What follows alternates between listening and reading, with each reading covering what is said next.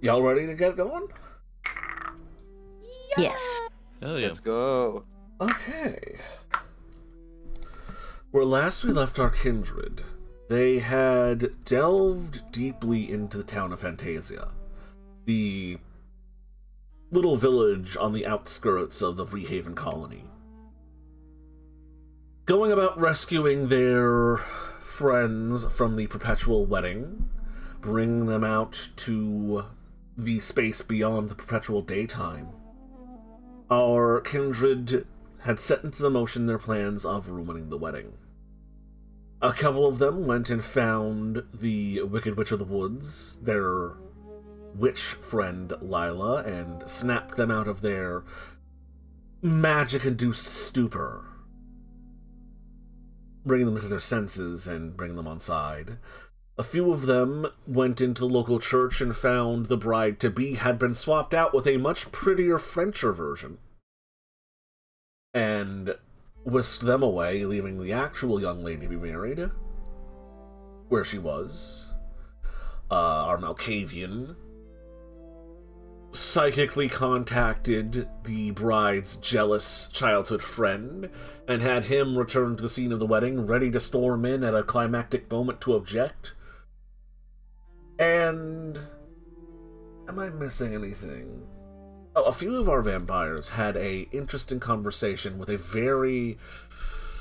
sort of wishy-washy satyr, and were unfortunately not quite able to bring her on side, but absconded with the local militia captain and one of their ghouls. Now, our vampires sit at the edge of the barrier of daytime, their witch friend making a quick retreat to the woods away from a pack of hunters trying to find her hut. And they're preparing to possibly wedding crash. I'm not sure entirely, but surely they have a plan. I ask you this, my players, as I turn the initiative order to you. What's your plan? Our plan now is to make sure our witch friend escape. Because as long as, like, those guys still looking for her, like, they can't get the wedding going anyway. Well, I mean, there's more than who they're sending out, but yeah. Yeah. They said I thought, like, the baroness herself with her knight and bunch of hound guards are going for Lila. The baroness is physically going there? Yeah, that's what Picard told us when. Okay, yeah, that might delay things for them then. Yeah. I really don't want to fight that troll. I think that's going to get us very, very dead. Dead. Not I believe undead. in Evelyn's ability to talk them into stopping them. I don't know. They've probably already had enough of my shit. You're the sign the talker, contract. only you can do it. You and my brother. I'll do what I can.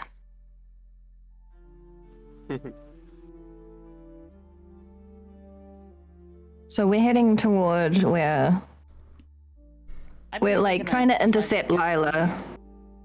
Or we're trying to go after them. Because they're trying to go where Lila is. So, and Lila's leaving. So the villagers are heading towards Lila's hut. Lila has already left. You gave her a heads up. So she left her apprentice here because she just looks like she is still just her normal self. And is the bride-to-be's sister, so she figures she's safe. And Lila herself has made a break for the river. Oh, if Lila make her way out, then she's pretty much safe then. Yeah, my thinking was we should intercept Lila just to make sure she's safe. Yes. We don't really want to confront the Fae if we don't have to. So. Mhm. Yeah, sounds good. Then we can send like the sneaky people to keep their eyes on them. Then. I think we should all stick together to make sure Lila's okay, because If they do catch up with her, we'll have a fight on our hands. But after we catch up with her, then we can do other things. Okay, then yeah, I'll lead them the way to where Lila was escaping. Okay. You wish to lead the group through the woods to try and head off where you estimate Lila would be. That is going to take some dice rolls. What should I have you roll? It's definitely going to be survival is going to be one of them because you're running through the woods. What's good for navigation? It's definitely mental. I don't think it's intelligence. It's perception or wits. Careful in perception. I'll give you perception. You're looking for landmarks. You're looking for spots that will help guide you in the right direction and keep you from getting lost. So that's going to be perception plus survival. Yippee! That's 3 successes. Running off quick as you can through the woods. Let me just find the thing real fast.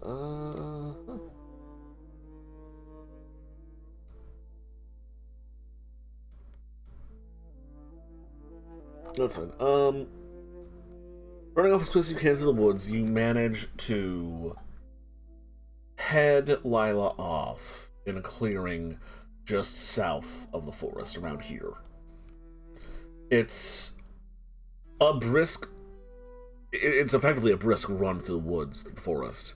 You spend most of it dodging branches, trying not to stumble over tangled roots or bushes, and just running. If you had lungs, they'd be burning, for the most part, in terms of your, the level of exertion you're having to put out, especially since half of you are wearing dresses. I imagine you having to hike them up and keep them bundled up around by your knees while you're sprinting through the brush in the woods. It's scandalous. I believe I'm riding a man on celerity. It's about a half an hour of jogging and running, stopping every now and then to look around and make sure that you haven't lost your way. And eventually you find Lila sitting in a stump, catching her breath. She'd not made nearly as much distance as you all had, but the lot of you have arrived on the outskirts. Moonlight still overhead. Still in the middle of the night. You are well outside of the bubble of perpetual daytime that Fantasia is in. Quickly go check on her. Oh. Fuck. Yeah, I thought you were just warning me about this. Why are you here? Shouldn't you be doing? To make sure you escape. They're coming with Bloodhound.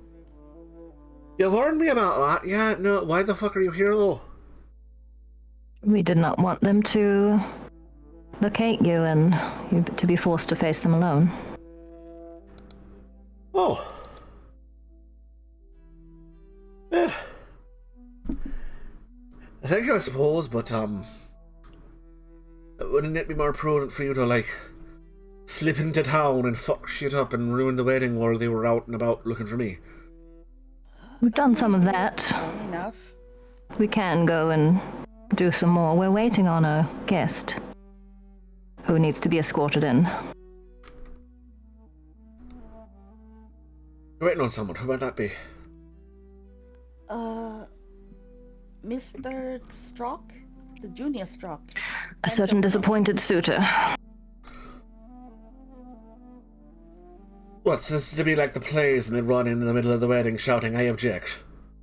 Yes. Yes, along with raw rice and the cake and various other additions. We've also switched the bride out since they decided they were going to have Francois marry Miss Renault. went out. Instead of, I suppose they decided that the bride wasn't perfect enough, but we have absconded her, so they shan't be doing that. I think that bloody judgmental of them. It's rather nasty business. Well, that's a shame. Lottie's a pretty young girl. Nothing wrong with her at all. Well, I suppose the Fae have odd standards. Horrible, isn't it? So I was working on a little something to help out. Using magic I'd managed to steal rather than creating a miasmic fog that would kill everyone in Fantasia. Bear in mind I wasn't in the right headspace at the time. Don't be judging. And I may have made a little something that, well, she pulls out a vial of silvery fluid. This right here is a liquid sleep.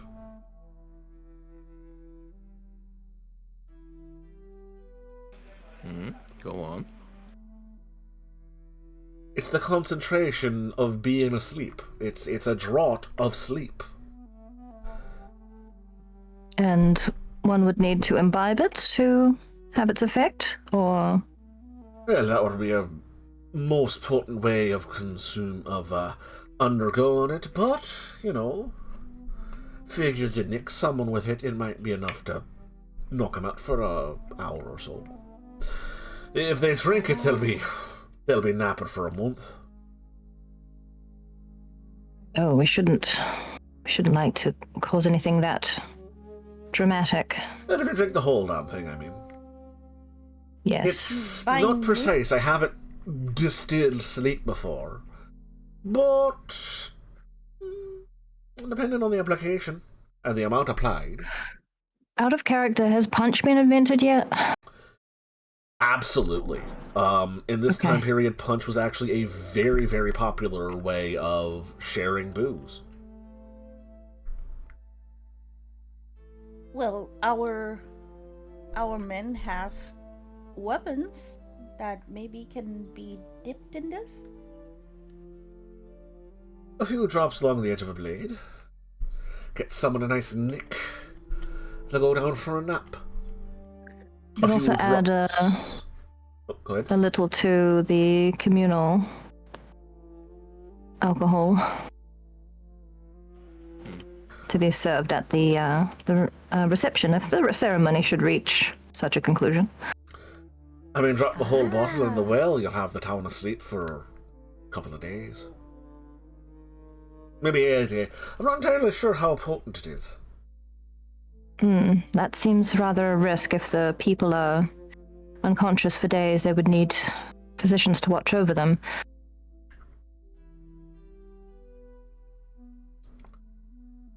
Still. Is there any undoing it once it's done? Oh, anything can be undone. Given the time and the effort, I could lift the sleep from someone, no problem. Someone, but an entire town? Well, that'll take... It's not like it's a deathly sleep or anything like that. I'm not making them all into sleeping beauties here. I got nearly enough apples for that. A good shape and a wallop along the head would probably wake them up, honestly. So they could be awoken, but left to their own devices, they would remain unconscious for days. The more potent the dosage, the harder it would be to wake. Something not distilled, the opposite of distilled, concentrated? No, diffuse? Watered down is thrown it in the well. A good violent shake and a slap in the face would wake him. They will mostly be drinking, likely, a mixed drink or wine. There might be people drinking water, but that would likely be the children or those infirm who cannot tolerate alcohol. So it'd probably be best to put a small dosage into the prepared drinks. Several of you were at the what was effectively the bar that was set up. Would you care to remember what was being prepared there? Was being served? I can try. Absolutely. Just roll straight intelligence. Just an okay. Where's my character sheet? They were serving blood. Indeed, Kristoff. Didn't they say in the invitation that they were serving cider? That's why Lila is here. Cider was on offer, yes. So, Benedict and Evelyn, you remember that the satire woman was carrying an enormous, like a very large barrel on her hip, and that Mr. Gibbs was behind the bar tending to something. It was a large vessel, probably a cauldron, or perhaps a barrel in and of itself. You didn't get a very clear look, but you did hear the sound of something being stirred in a large amount of liquid. Well, that's where we would place the concoction. And this is definitely safe, yes?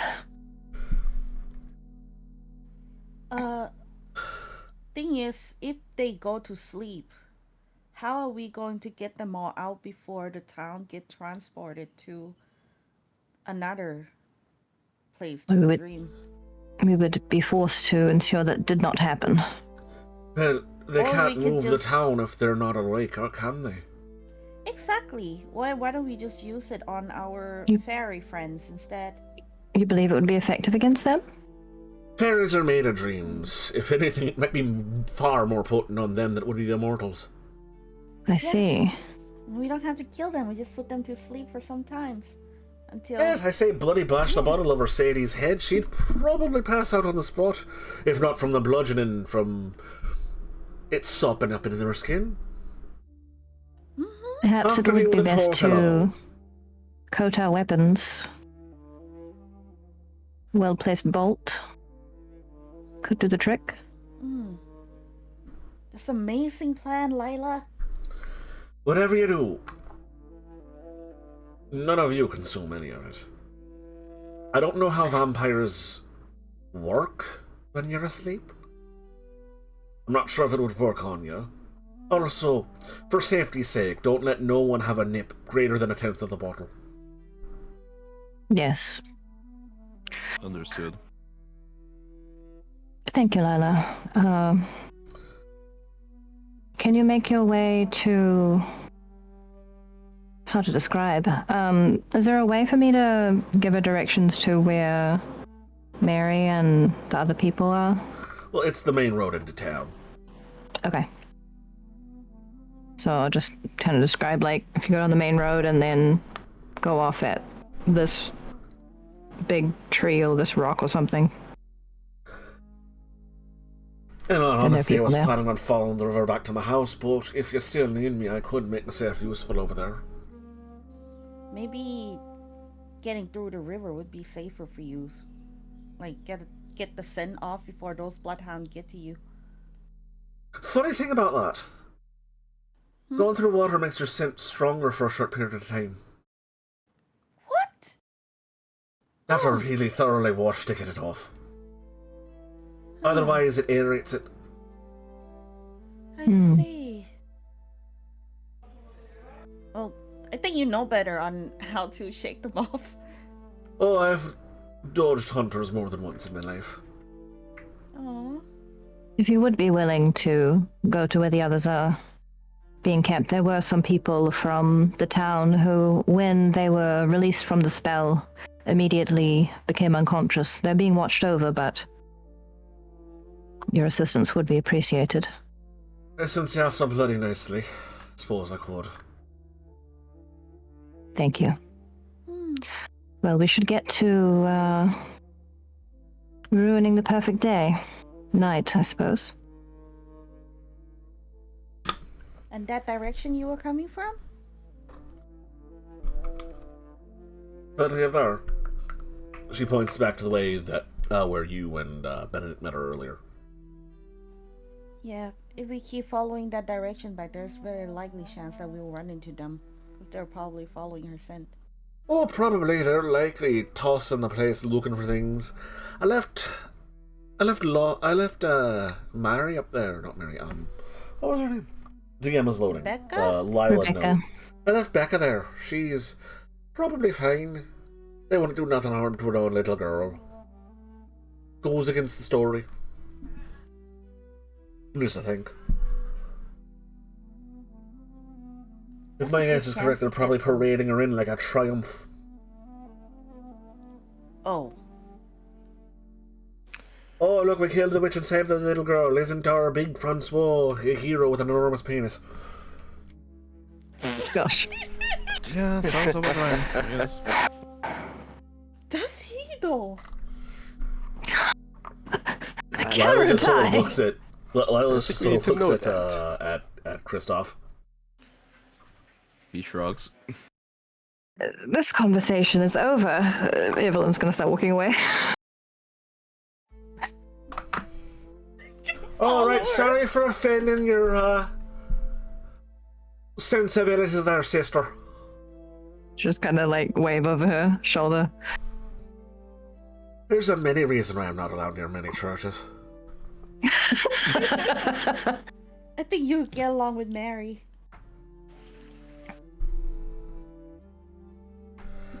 Right, I'm gonna hot-foot it over to the, main road. Maybe pick up some stuff in the woods to make some scent.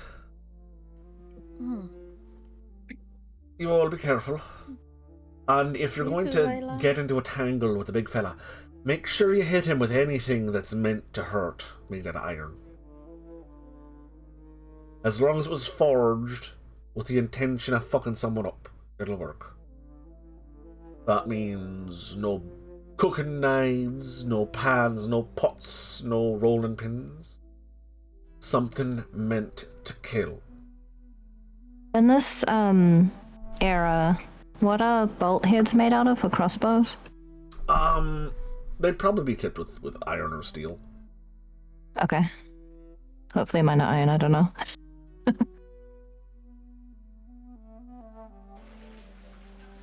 Take note on that. Thanks for the heads up.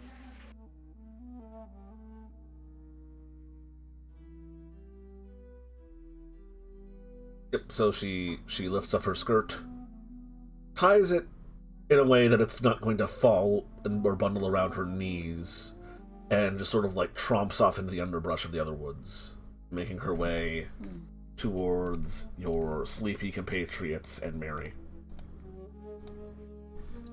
Oh, that's a relief. Now we could just go take care of them? So in the end, are we gonna be coating it with our weapons or using it on the water? Or Let's coat it. Yes, when we're getting closer to the fight, we can coat it.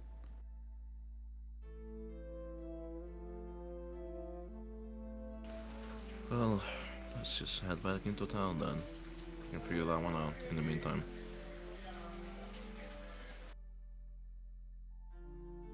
Out of character, how does coding weapons work in this? Is it like you need to do it right as you're about to fire it, like take an action to code it and then next turn you can fire it or attack, or is it like you can pre-prepare? So, depends. If it's a material meant to be applied to a weapon and then used, you'd be able to prepare it a little bit ahead of time, basically before getting into a fight. This is a magic potion, you're not sure. Best, like, if you want to be purely safe, dipping it then hitting would be the safest method. Yeah, because usually weapon coating things are things you can put a layer on, a thin layer, and it will dry, but the substance will remain. But this, it's not necessarily designed with that in mind, so it could just slip right off. Can you check if it's oil based? I guess you could ask Lila before she goes. Lila, is this oil based?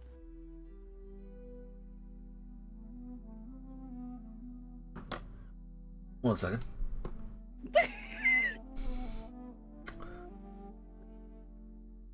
It's bloody magic!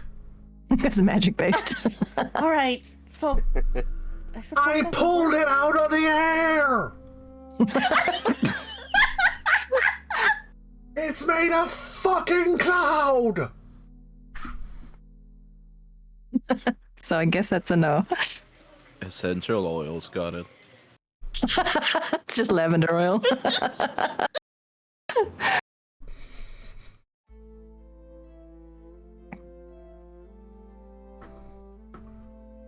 I guess we will have enough to coat it multiple times. Might as well just try it now and see. Well,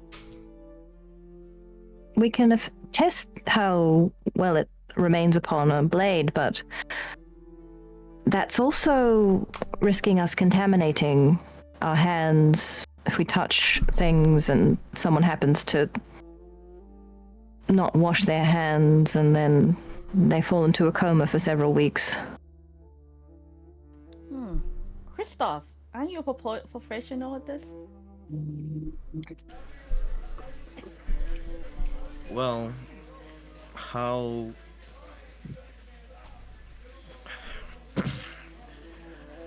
The fact that if I was wearing the... Not to trash on the dress or anything, but if I was wearing the cape, I would probably rip my usual outfit. I will probably rip some of the clothes there to make sure that it's and coated around the blade. I have a handkerchief if you can put that to use. I can fix that for you later. You need not ruin your garments. I have a handkerchief right here. Oh, that would help. Help you. Just wrap it around the. I will just wrap it around the blade. I will. Okay. And we can test it out that way.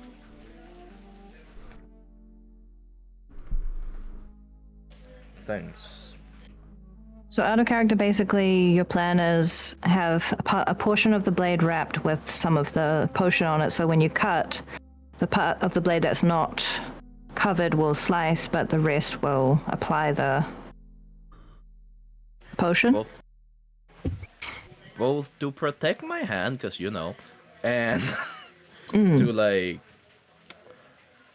test how it stays. You can just if it stays without the handkerchief, perfect. If not, then yeah, go with basically what you described. Sounds good. Would you like to try to apply this? Yeah, Roll me intelligence plus melee.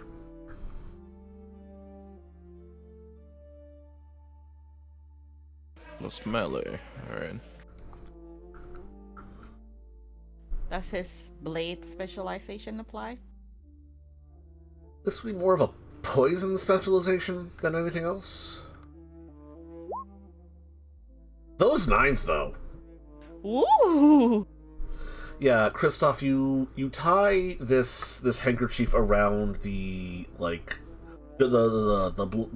part of the blade just before the crossguard where it's a little bit flat, because this sort of sword is intended to sometimes be 1.5-handed, where you grab the blade for a little more leverage right above the hilt. And you dampen that cloth with the bottled sleep, and it's damp, and the little bit of the liquid drips out from the dampened handkerchief onto the blade, and it stays wet. Wetting your sword like this would probably have it last for well, you get to experience how long it lasts as you're walking with this. It lasts for like 5 minutes Oh. before it just air dries. And it didn't take not much of the bottle either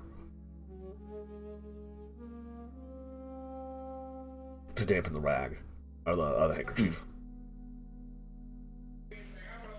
We rely on the findings, so it's like seems to stay for about 5 minutes, so yeah, it's better to do it right before we're getting Out of character is like a battle is usually like a minute long, right? Like every turn is like a few seconds. Each round is like, I think I usually use the D&D rule of thumb where it's 6 seconds. I think in Vampire it might be 10 seconds. But Okay. A fight usually lasts no longer than a minute. Okay, yeah, Maybe so 2. if we apply it right before we get into combat, if possible, then it should last. Mm-hmm.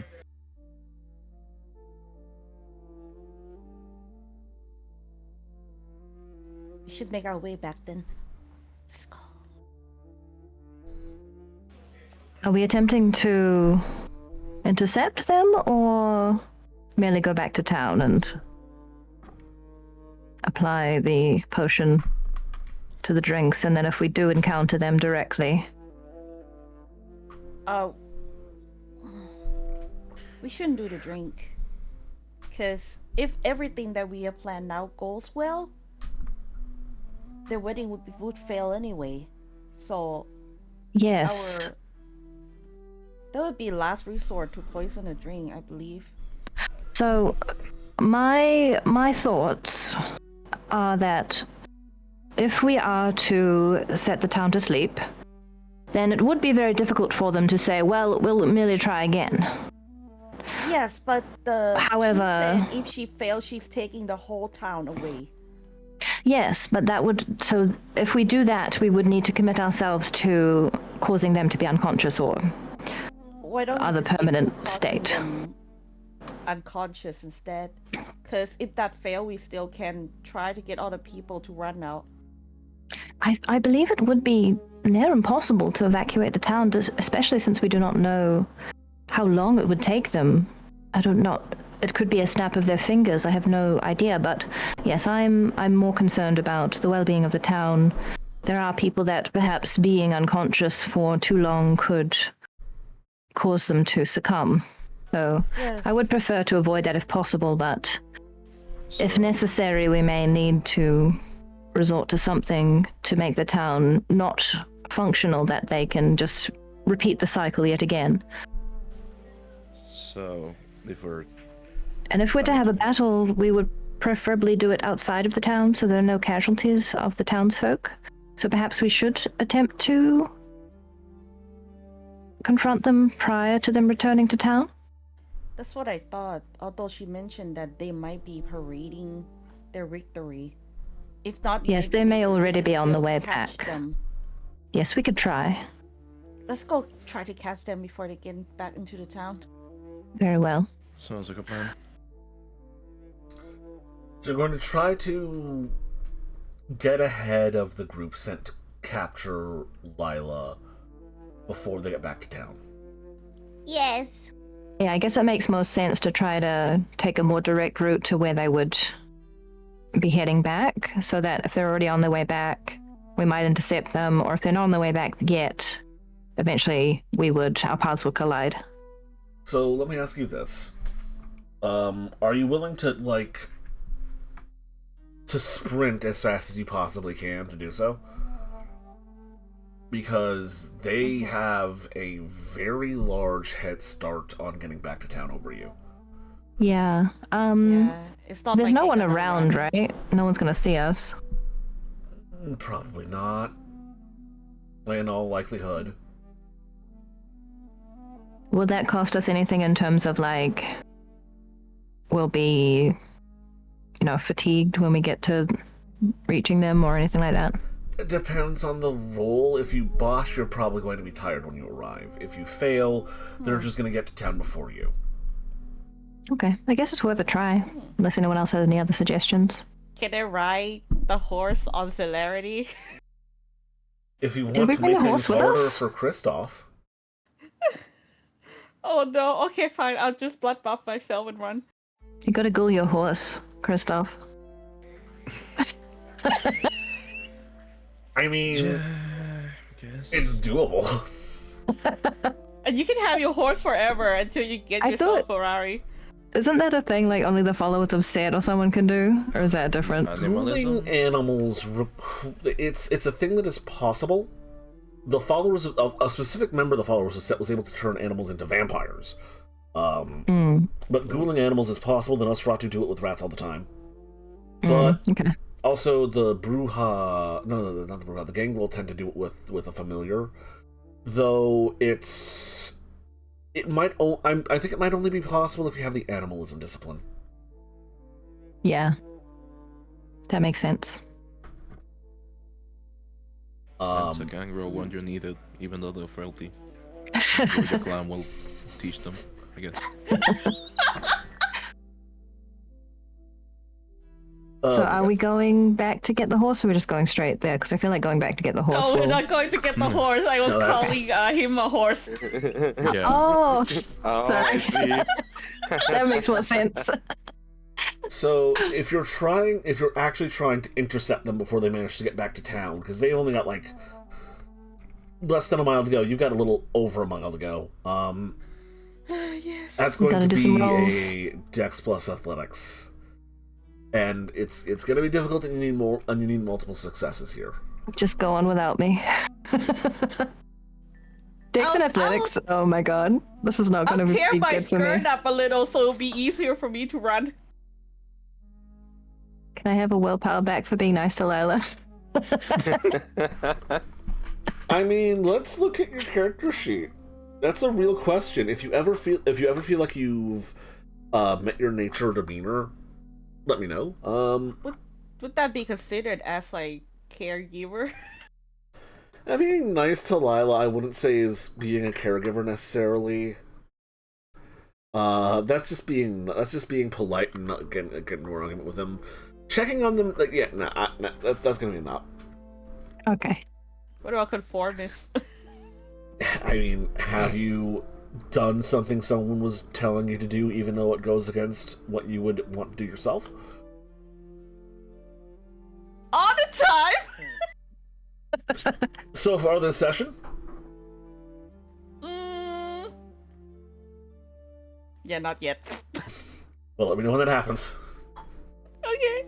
Okay, I'm going to spend a willpower because I only have this roll. Well, you didn't botch, Yay. so that's good. Can I sorry, blood what's buff that again? myself? Dex and I think it's athletics, and yes, athletics, you yeah. can blood buff. Yes, I would like to blood buff. 1 point of blood for 1 point of dex. Yes. Oops. Close. Damn. Holy Benedict! It's no surprise. Kristoff and Benedict rolled the most successes here. Benedict Usain Bolt. We might as well just So- ride them. Evelyn, you have 1 success. Kemrutai, you have 2. Kristoff and Benedict. Kristoff, you have 1, 2, 3, 4. Benedict, you have 1, 2, 3, 4. So here's the thing. Benedict and Kristoff, you could actually head off the group before they get back to town. You'd have to leave Kemrutai and Evelyn behind, though. They'd arrive later in the scene. I'd effectively cue them in when they come in, but you could run fast enough that you would overtake the hunting party before they arrive back in town. Do you have any ranged weapons? I do not. Do you even have like Kristoff? Do you have like a throwing dagger or something? You Or can have my dagger that could be crossbow. thrown? Well, there's that. I'm pretty sure 'Cause if Kristoff you has a could- gun. If you could try to get a surprise round on them and take down the troll, get him unconscious with the potion, then that would be probably more manageable for you guys to face alone. Otherwise, I don't recommend trying because you're going to be overpowered. Does Kristoff have his crossbow with him? So that's the funny. That's He can take Kames then. If Like, it's she'll on your pass him her character crossbow. sheet, you can have it with you. Yeah, I think we Oh, probably okay. would have brought Good to know. everything in the cart because we knew we were preparing to face enemies, so makes sense. Then yeah, the gun from Londo and the sword and crossbow from way back when. Did you put like a drop into the barrel of Yes, the I have a gun? crossbow in my sheath. You can have it. No, I have one. Don't worry. Oh, nice. You could Yeah, Benedict. try. But that's up to him. Uh, So yeah, I do think they should go on ahead, but hopefully with the plan that they can make them go sleep. At least the troll. Only our plan is to make sure these guys don't kill them. Yes. Come on, Francois in the group. I wouldn't. You said that last time we go spy, you end up like, killing bandits. Well, those were just random townspeople. These are powerful fae with magic and stuff, so I mean, decision making. they probably shouldn't hold back. I'm more worried about them surviving than the fae. So our lads are going to run ahead. Okay. Yep. Stay safe! Running ahead of the group with, in one case of you, supernatural speed, you manage to head off the hunting party before it returns to town. Just on the outskirts of the bubble of nighttime. You see Francois, now wearing a sort of crudely but well-polished and very shiny breastplate. Almost like a conquistador. His features sharper, crisper, more handsome. His hair from his regular sandy, dirty blonde to a golden honeysuckle blonde. His eyes from their normal brown, now bright green. Accompanied by 2 dogs, both of which are holding rifles, despite the fact that they are like a medium-sized dog walking on their hind legs. And a lumbering, 9-foot-tall green man with ropey hair and a towering frame. Their chest enormous, but the rest of their body strangely ropey.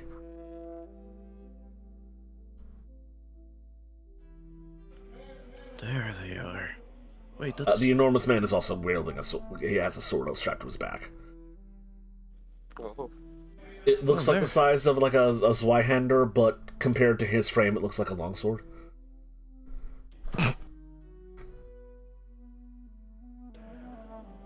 Wait, doesn't Francois looks taller for some... import... Priorities. Right, so... I'm thinking of sticking with the plan that I will mention. Just shoot the big guy with a coated bolt.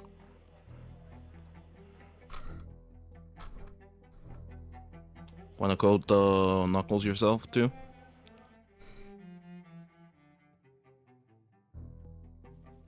yeah. And let's get to it. Who knows? The smell of those dogs might be strong enough to get knocked out with the scent alone. Who knows? Now let me ask We you: could are you hope. approaching quietly?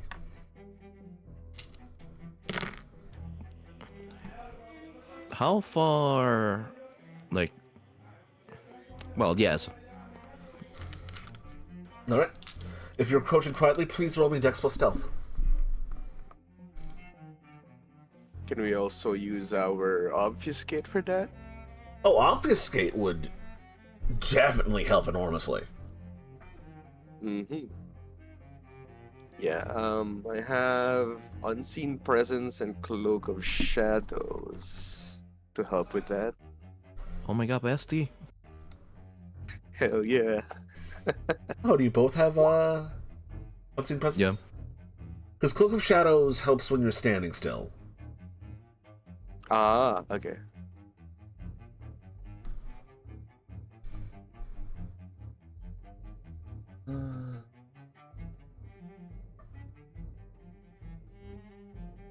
So it's what's plus awareness difficult. No, that's being spotted. No rule is necessary. The power. No rule is Oh. Okay. Right. Cool. Just no rule necessary if you're activating unseen presence. They just can't see you. Neat. That's a really good one. Yeah. Actually, no wonder why they. Yeah, no, yep. Just thought of the Nosferatu. Yeah, it has to be good. Yeah, okay. So, Yeah. you approach unseen, the shadows wrapping around you as you approach, the vision of your enemies being subtly turned away from your very beings. You can get pretty damn close, like, I'd say... what's a good distance before you'd notice someone, like, walking right up to you in broad daylight? Probably like 10 feet away. Like, easy run up and tackle them distance, you know? Before they'd even notice.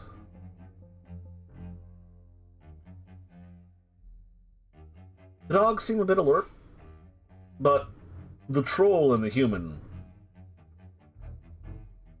don't. They just don't. While approaching, then we will. I'm assuming we brought the bottle with ourselves, the potion. Would Cam or everyone have objected to you two having the bottle?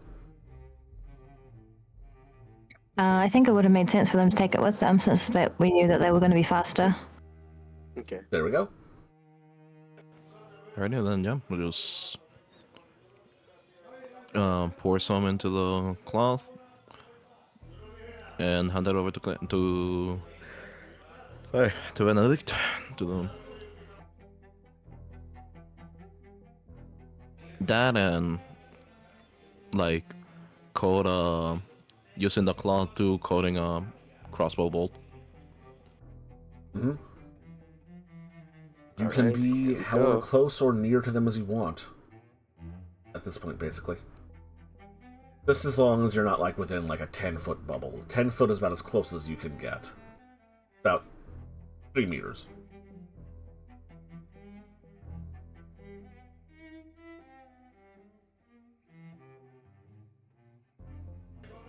Alrighty. Just... So, you take the two logs, or how are we gonna do this? I'd rather go for the bigger target myself. Sure thing. Alright, you were meaning to box him or something. Hmm? Alright, you were meaning to... Remember you were meaning to box that guy back in the day, no? Yeah, back then. Well, it's the closest thing you'll get. Let's get to it. As close as possible, yeah. Alright, how do we go about shooting them? You make an attack roll. So that'll be Dex plus firearms. I'm sorry, Christoph. Hmm?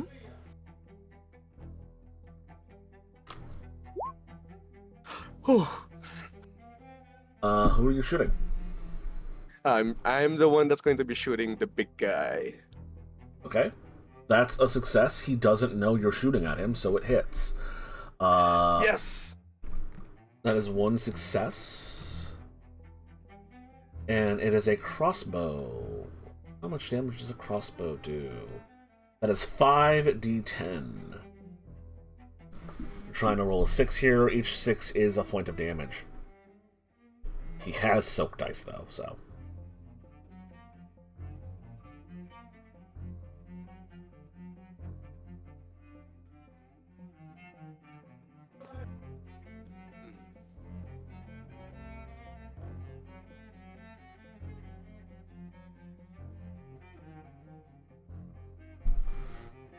Oh, sorry. Am I supposed to roll for Yeah, damage? 5d10. Okay. Yep. Let's see if the crossbow bolt gets through his skin, and that's 4 successes. That's good. He has 6 dice to try to soak, so he could soak this. The man's a troll. Boy's a sponge. You said that, now I'm thinking of SpongeBob. There's that one episode where this dude was just punching him in the face and it was just squish, squish, squish. Yeah, the bully. So, I'm going to tell you exactly what I rolled. 2 1s. 2 7s and a 6 and a 3. So he soaked 1 point of damage. It pierces. Yeah, it pierces. Fuck.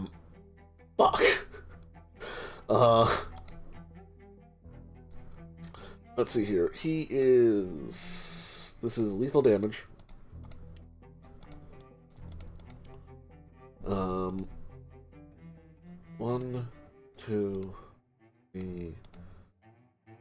That's, yeah, you rolled 4, he soaked 1, so that's 3 points of lethal damage to him. Excuse me. You sneak up, the shadows coating you, blocking the glint of the tip of the crossbow bolt as you raise the crossbow to your shoulder and fire. The bolt silently streaking through the air and slamming in the back of Bjorn's shoulders, smack dab between his shoulder blades, as he lets out a quiet, sort of stifled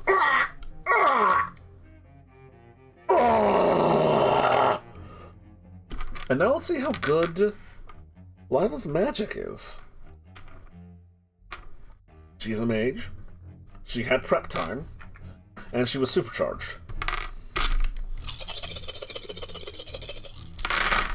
Oh, that's off the table. So that's... Okay, and now let's see how his troll toughness helps him.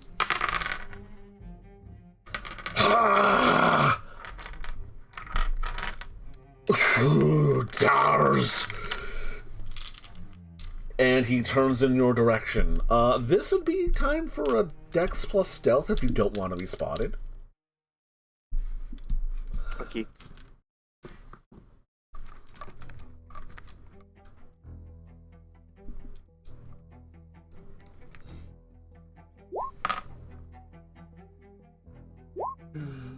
God damn, you have so many dice.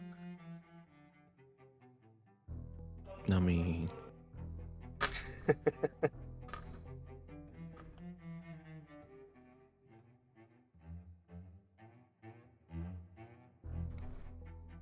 Okay, so... They look in your direct direction. Unfortunately, Benedict, your obfuscate breaks, but you're able to duck behind some bushes. Oof. Kristoff, you're still invisible, effectively. Francois looks over at Bjorn. Bjorn, my boon companion and not companion of many years. What has struck you? Where is the enemy? And he draws his sword, gleaming in the moonlight.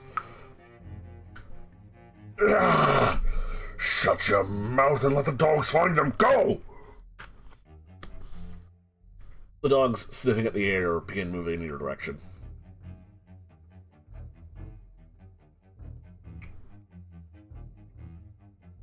Well, that's a good spot to just shoot him again, I guess.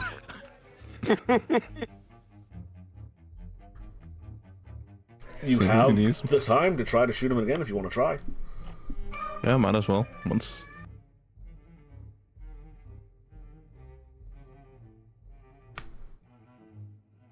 That is 2 successes. Actually, that's 3 successes. So you will get... He's gonna try to dodge it because he knows that you're here now. So that is... Roll me 5d10 as before. For Benedict's crossbow bolt there. Okay. Christoph, was that you also shooting? Oh wait, I Yeah. didn't roll my shot yet. Oh, that was you hiding. Yeah, that was me hiding. Okay, Christoph, was that you firing a crossbow with the two tens and the two ones? Yeah. Because that's a very different amount of successes. Right, that's 1, 0, 1, 2, 3, 2, 3, 4, 5, 6 successes. Okay. So he negated 2 of those. That's 4 successes. Roll me 9d10. Oh god.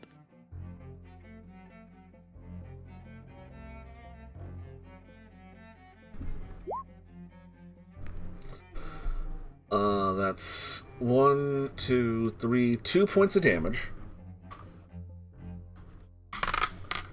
Okay.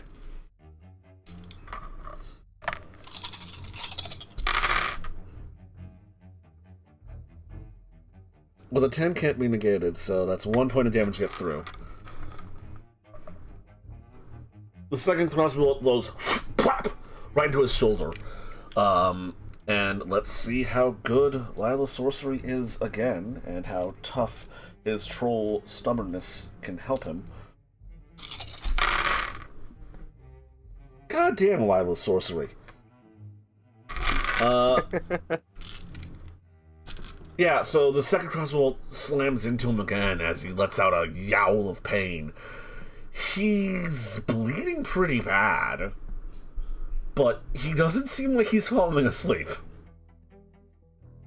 Christoph, I need you to make a Dex plus Stealth now, as your obfuscate breaks. Oh no, he has ADHD. The stimulant is the sedative is making him more focused. We need to throw some caffeine at him. They don't have any chewing tobacco can spit at him. Wait, tobacco has caffeine in it? I don't know. It's a stimulant. Nicotine. All my. Oh. Okay, 1, 2, 3, 4 successes. Actually, 1, 2, 3, 4 successes plus 5. That's 2 successes. No, but they do have bloodhounds looking for you, so.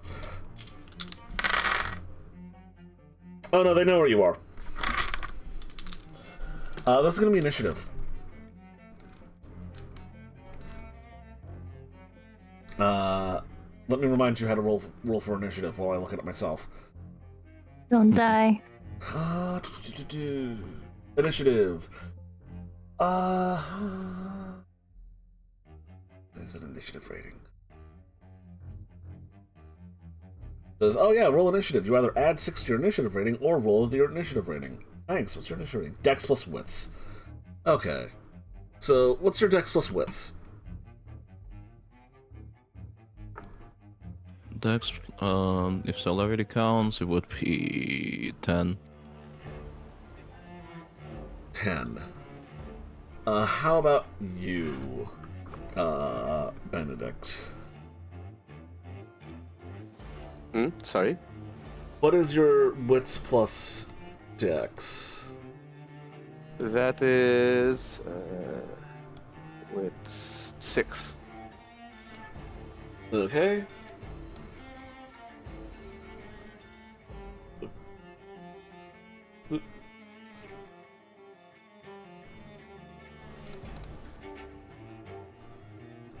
Let's give me voice turns. So fill in your dex plus wits on that little turn order tracker there. Okay. He'd probably have 5. He's got good dex, but he's not woody. And he's got okay dex. He's got okay wit. Yeah, he's got 4. Dogs. Yeah. Okay. So, Christoph, you're going to act first.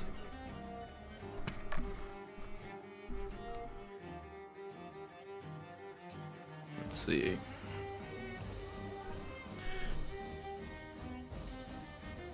Oh fuck. Sorry, not risking it. He Christoph would, since it's apparent already, he would make a rush to the big guy then. Mm-hmm. Since apparently the crossbow does not seem to be sleepy enough, I'm just gonna slash at him. Maybe to their legs to might not fucking kill him instantly, please.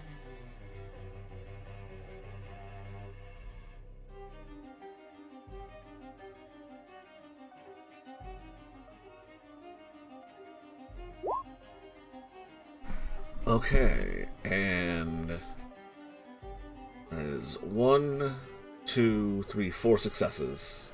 Sword Wait, specialization. That's 7 successes. He is going to attempt to parry that, as he does have his own sword.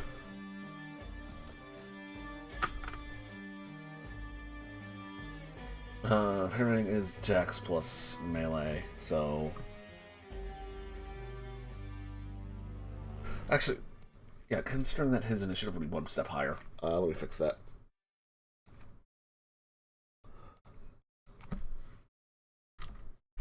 He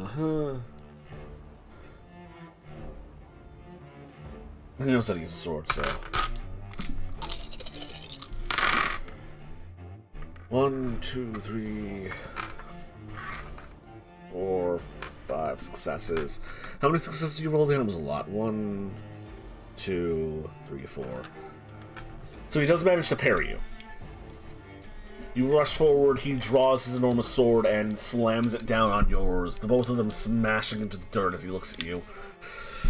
Oh, so much for honor amongst knights, eh?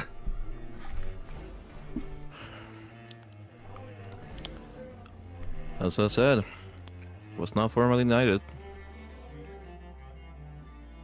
It's the dog's turns.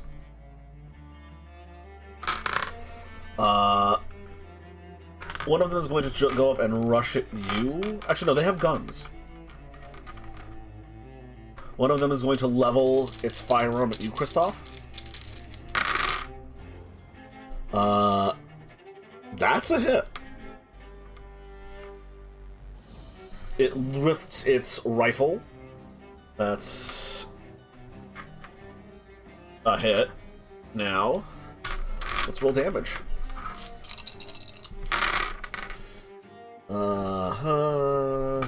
No damage. As the musket bolt goes whizzing towards the direction, it hits you in the shoulder. It barely grazes your shoulder. Your fine dress sort of shredding a little bit after the musket ball tears into it.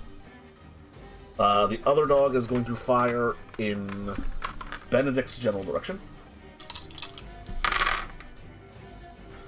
That is a hit.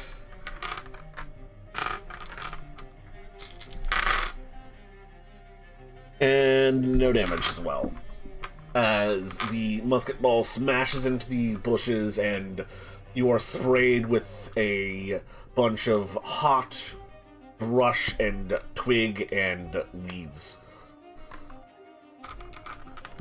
Benedict, it's your turn. Oof. Okay.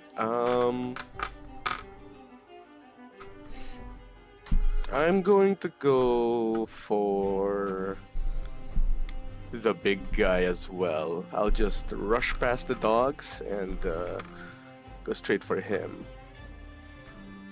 Okay.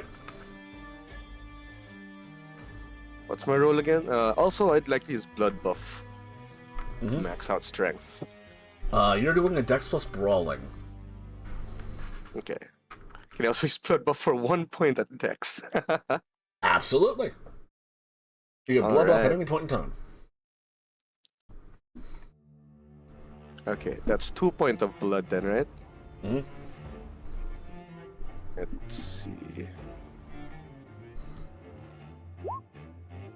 Ooh. And you have a specialization in punching. So that's 1, 2, 3, 4, 5, 6 successes.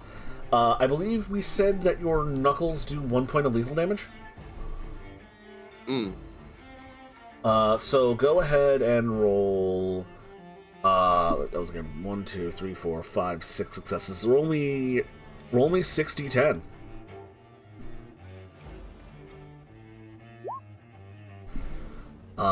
That's 1, 0, 2 successes. He doesn't get his fairy toughness, as you are using cold iron. Ooh.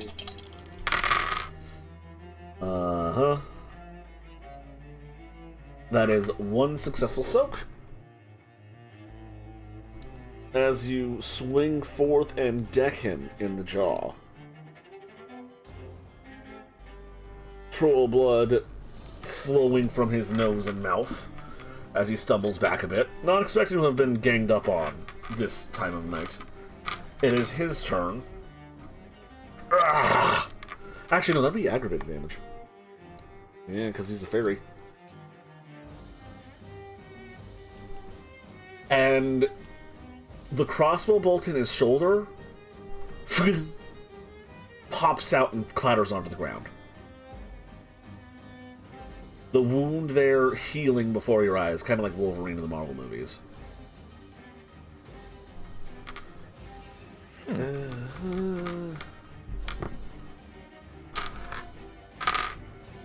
Yep.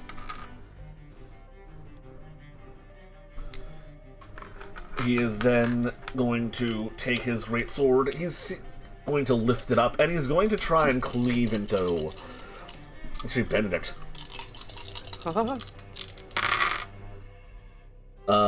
That's 3 successes. Benedict, you can attempt to dodge or parry.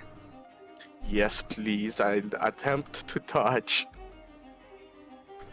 Oh, my bad. You also roll your you also add your strength to your damage roll, so go ahead and roll your strength dice as well before we go too far. Oh, okay. Just strength, right? Yep. Because you add that to your melee hits. So that's 1 more point of damage. Okay. Yeah, now you may attempt to dodge or parry if you like. Yes, please. I am dodging. What's that roll? Dodge is Dex plus Athletics.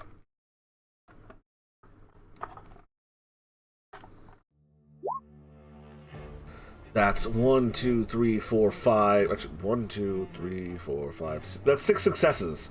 So he goes to hit you with this enormous sword that he's one-handing, and you're just not there when it comes to collect your neck. You swiftly manage to get out of the way. At that level of dodge rolling, you could do a Dark Souls 1 ninja flip out of the way if you wanted. Yeah. As his sword completely whiffs and fails to connect. It is... Bennett, it is, not Bennett, it is, Francois's turn. He raises his sword, glinting in the moonlight. J'accuse, traitor Christophe! I should have known your evil was here. And he runs and charges you. Now, he's decent with a sword. He is decently dexterous, so... or dexterous.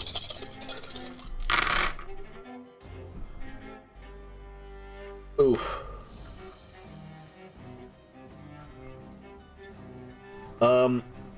You trained him well, Christoph. That's gonna be 2, 4, 6 successes on his attack. Damn. You're allowed to dodge and parry. Yeah, parrying it. That was... That's what's melee for parry.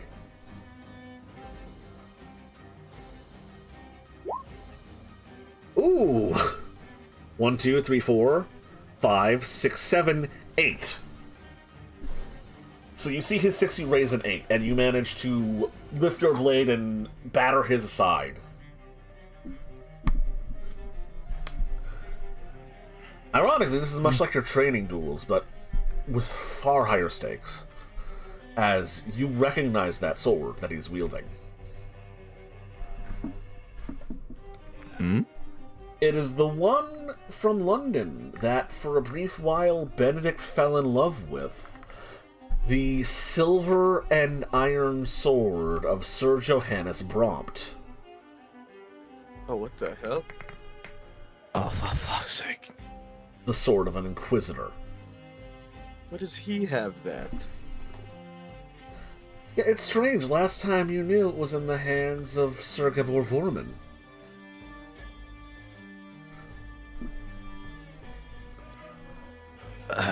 Well, he just made himself the biggest target.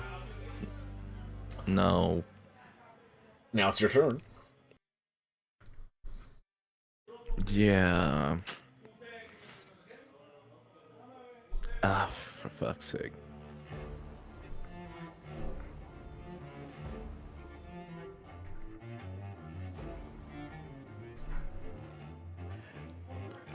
So more than anything, I wanna, yeah, I'm gonna strike at him, but I want to like hit him with the flat where the cloth with the coating is, because not trying to kill him.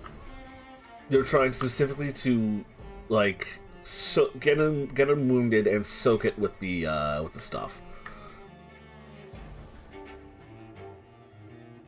With the knockout juice. Okay.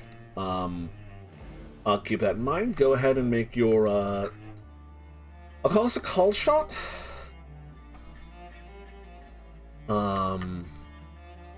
Let's see here. It's gonna be Dex plus melee again. It's gonna be a harder attack. At this point, I'm on also blow. Wait, I'm never mind. I'm max Dex. I forgot. Well, here we go. You can blood buff beyond maximum dex, by the way. Oh. That's part of why vampires are scary. Yeah, absolutely. It says you can only increase a stat by 1. Oh, okay. Then one more, I guess? Yep. Please.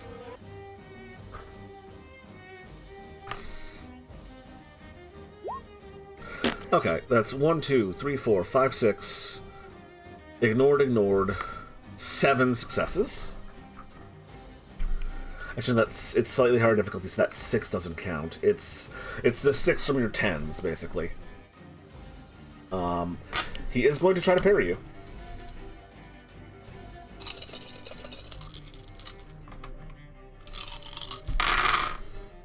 Uh-huh. 1, 2, 3. So that's... He parries 3 points of that, so that's... You're rolling... Your... Strength plus 2 plus sword. And a sword is plus 2, so strength plus 2 plus 2.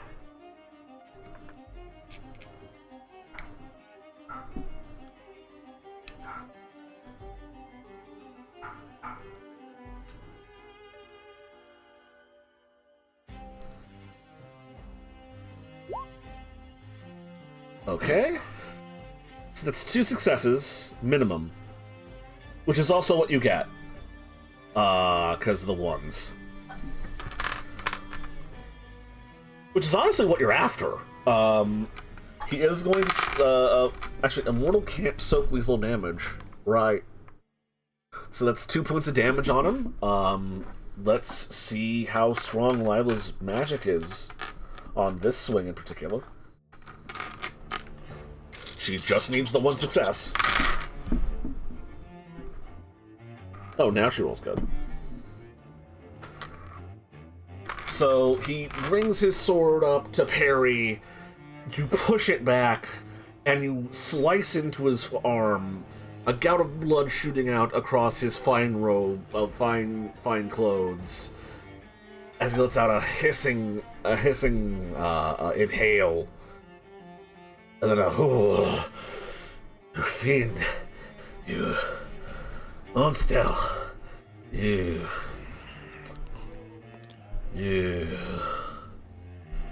Marcel was, and he falls over. Sleep tight, buddy. Sleep tight. Let me just go ahead and give Francois a little marker on his token.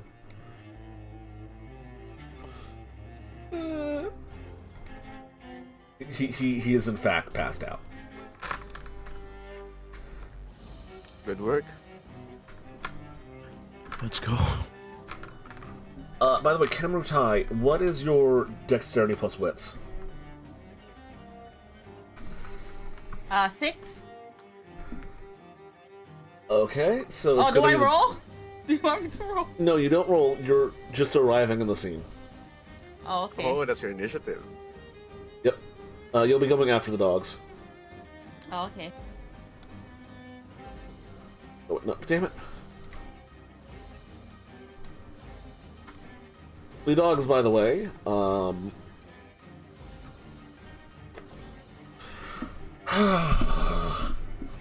gonna roll how smart they are. Not very. They both reload their guns.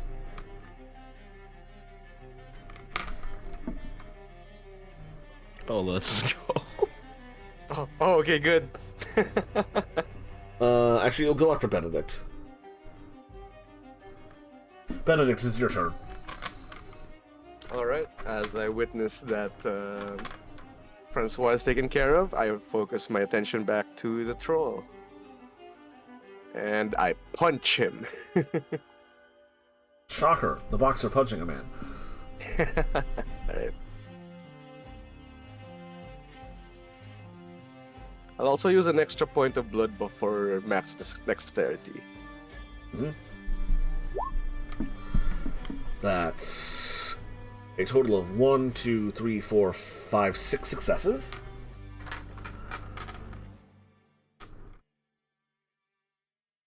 He's already tried to parry Kristoff this turn, so... Oh, no, he hasn't, because you went after... Yeah, you went after Francois. Last turn. Yeah. So you got 6 successes. He's going to try to parry it. That's 2, 3, 4. So, oh wait, one of those was 1, so that's 3 successes. You had 1, 2, 3, 4, 5, 6. So you're going to add +3, +4 to your strength, and that's how many dice you're rolling. All right.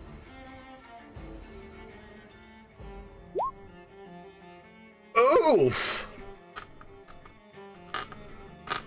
1, 2, 3, 4, 5, 6, 7.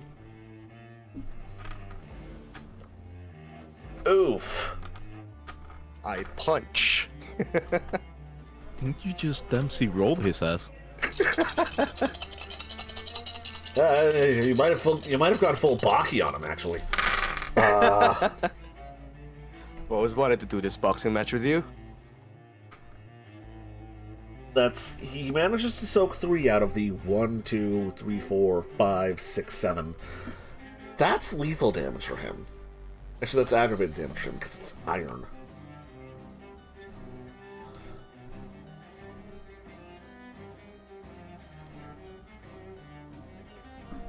So that's a total of soaked 3. You did, just counting them, 4.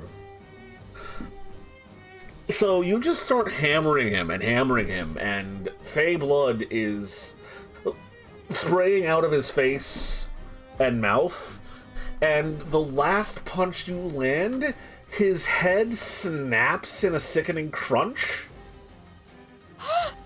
as it turns a little too far and he falls over backwards. I didn't kill him, did I?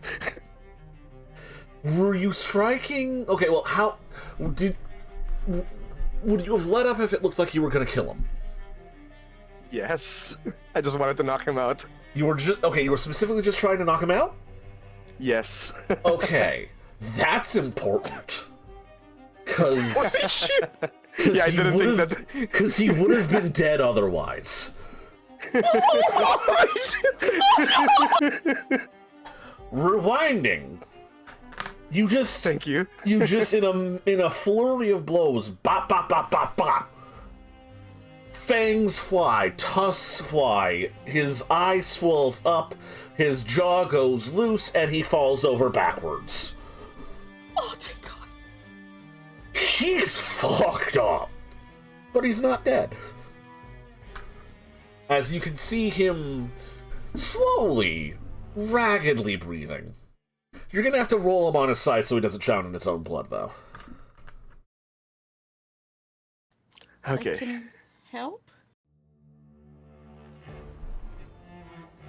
Kenritai, it's your turn. There are 2 dogs still on the field. Fuck the dog! The guys who take care of the dog gotta make sure he doesn't die!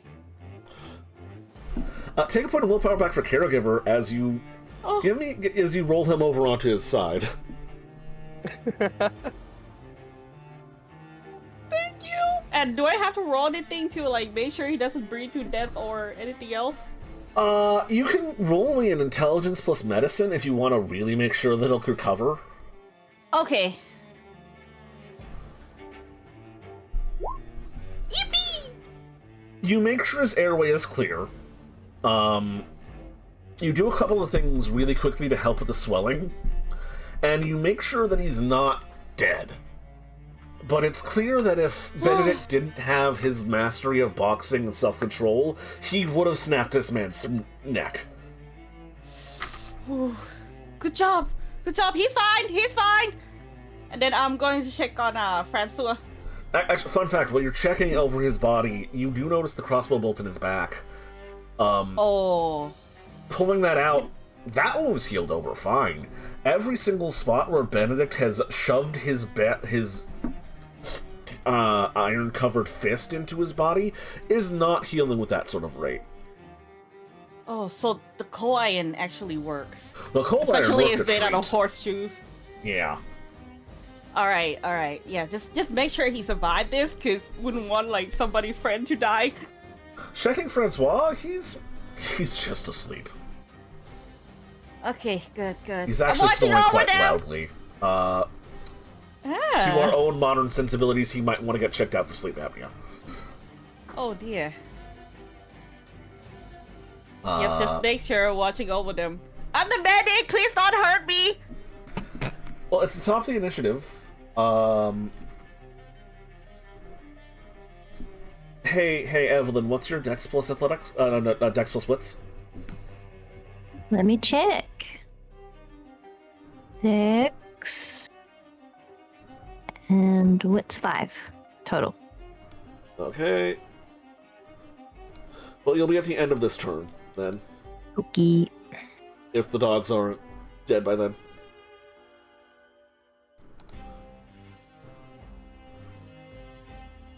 Oh, since the 2 logs, how close to each other are they? They're standing right next to each other, and then only a few feet back from the passed out troll. Then yeah, I'm gonna take a swing at both. Okay. You are spending blood to take multiple actions with celerity, I assume? Yeah, actually. Right, just make sure that you just each point of celerity used for extra action doesn't get added to your attack profile. Just remember that.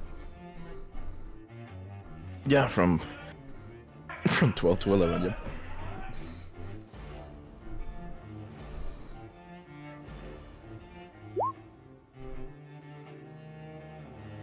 Because you... Whoops.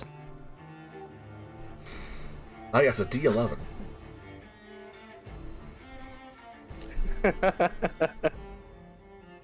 This number's alright. That is 1, 2, 1, 2, 3, 4 successes. The dog is going to try to dodge.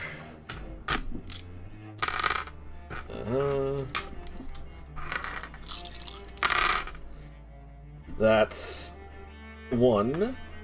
So add 2 to your strength plus 2 to your sword. So that's plus 4 total to your strength.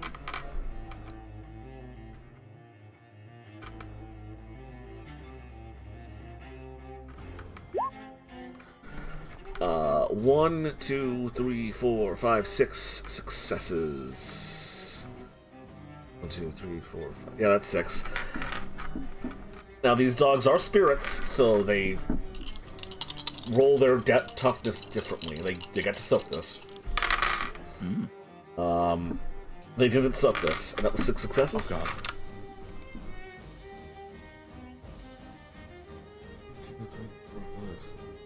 The dog spirit isn't dead, but it looks like I wish it was. As it attempted to raise its sword, its musket in the way, and your blade practically knocked it out of its hand as you cleave into its side. It lets out a very pathetic dog whimpering noise as it barely manages to stand. Oh. Turning its eyes towards you and then letting out a deep guttural growl. It's shooting you. But the second swing? Oh, yeah, the second swing. Same dog or new dog? New dog. I was trying to get them to sleep, I guess. Right. Right, that is important.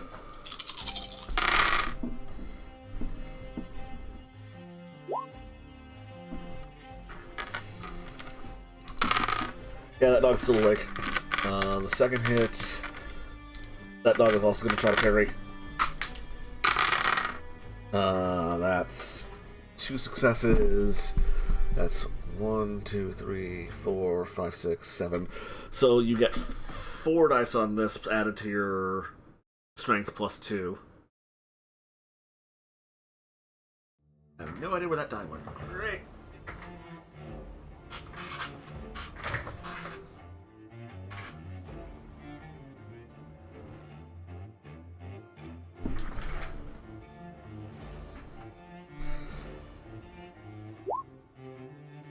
There. 1, 2, 3, 4, 5, 6.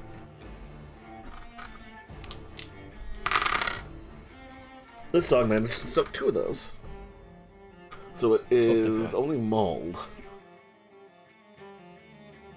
You are currently the biggest threat. You're being shot at by 2 dogs.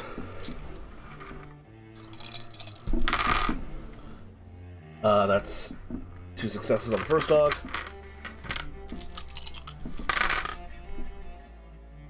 And 2 successes on the second dog. You're allowed to dodge 1. Okay. Dex plus athletics? Yep.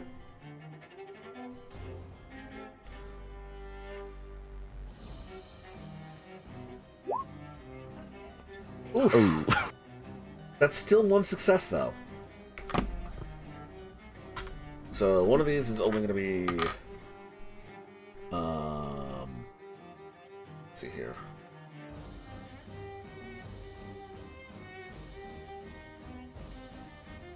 Who let the ones out?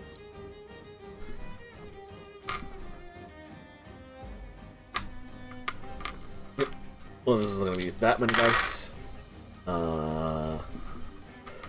That's 3 points of bludgeoning damage for you to soak, because vampires are tough against guns.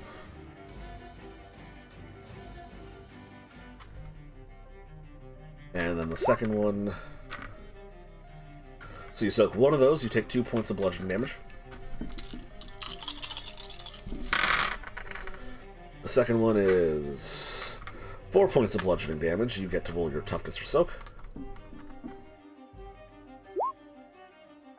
That's 1 soaked, so that's 3 points of bludgeoning damage. Or that's each of those is 1 slash of a tic-tac-toe mark.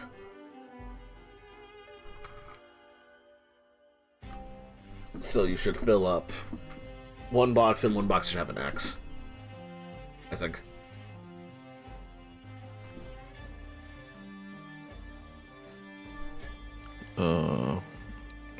Repeat that again, sorry?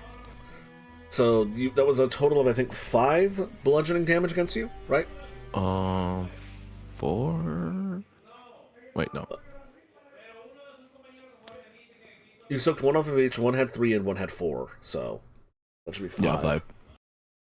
Yeah, so each point of bludgeoning damage is a slash that adds up all the way to the pound sign, the hashtag. So that should be 1 box with a hashtag and 1 box with an X. With an X, got you. Yep. So you should be, at this point, hurt. Yes. as these dogs blow 2 holes in your body with their guns.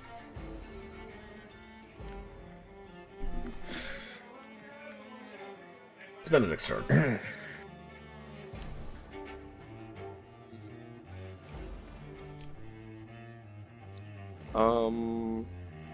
I'm gonna go for Sorry, where am I in the initiative order?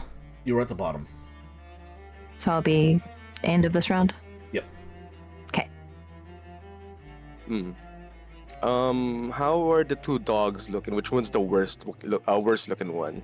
First dog looks like it's on death's door. The other dog looks like it's near death's door. So they're both pretty fucked. I'll go with the one that's near death's door. Okay. The slightly less fucked one.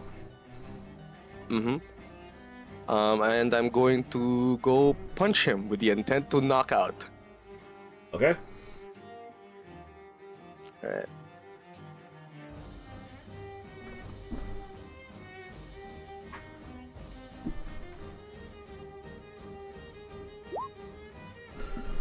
Oh. Yeah, that hits. 1, 2, 3, 4, 5, 6, 7, 8, 7. So 1 plus your strength plus 7. Oh. Actually, no, plus 6. Because you need 1 to hit. The dog has already attempted to parry this turn, so it's not gonna get the chance. Sorry, what's that again? 1 plus my strength plus 6, Plus right? 6, yes. Okay.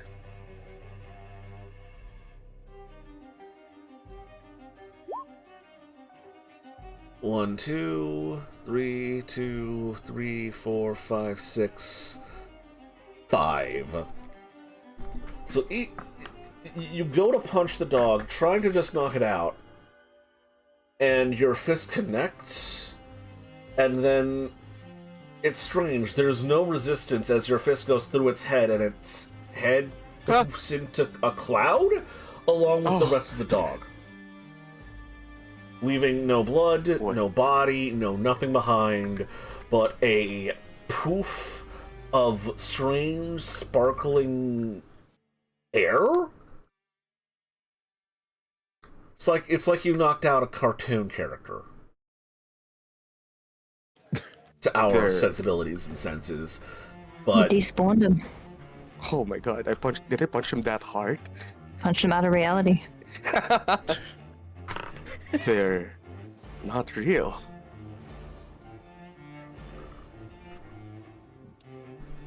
Well, the bullets were. Yeah, they were definitely real. Camera, you still looking after the 2 knocked out guys? Yes. So Evelyn, you arrive on the scene, watching Benedict turn a dog into a cloud. A passed out bleeding troll and a sleeping Francois, both having Kemutai looking over them, and 1 battered looking dog with a gun. What do you do?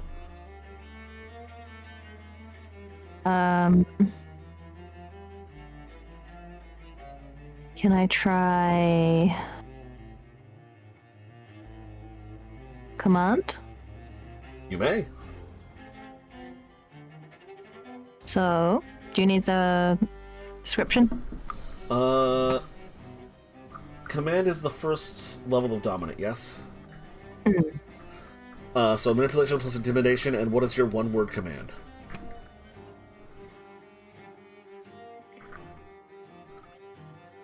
What must be straightforward? The command's confusing or ambiguous.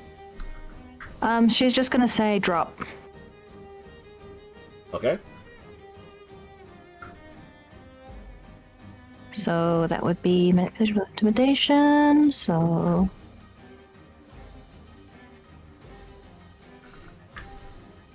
Why can I never find my stats? Too many stats. Looking at chat, sit and roll over would work. 6.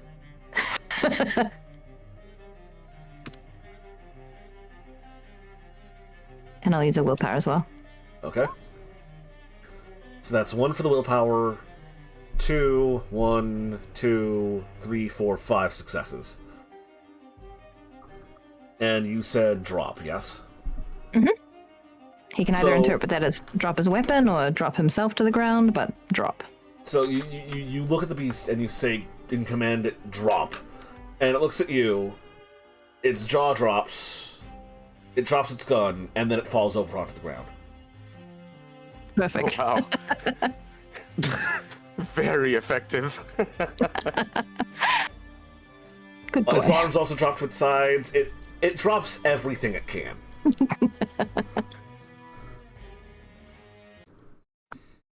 Just has a belly rub. What a good boy. Kim trying to get more willpower back. You got one back this scene. No. Right. I'd say the situation's pretty well diffused. Bjorn is knocked the fuck out. Francois is supernaturally asleep. A dog has poofed back to fairy world. Does anyone have any And- rope? Or are there vines we could use to tie up Bjorn just to make sure he doesn't wake up and come running? Totally strange cat. Are you still following us?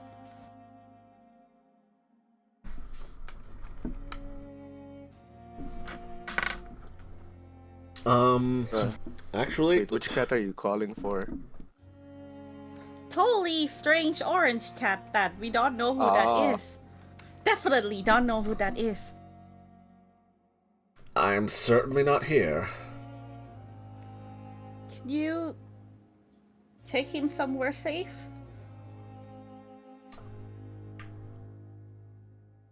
Oh, I Away from absolutely here? could just lift him over my haunches and drag him wherever I want, because I'm totally not a tabby.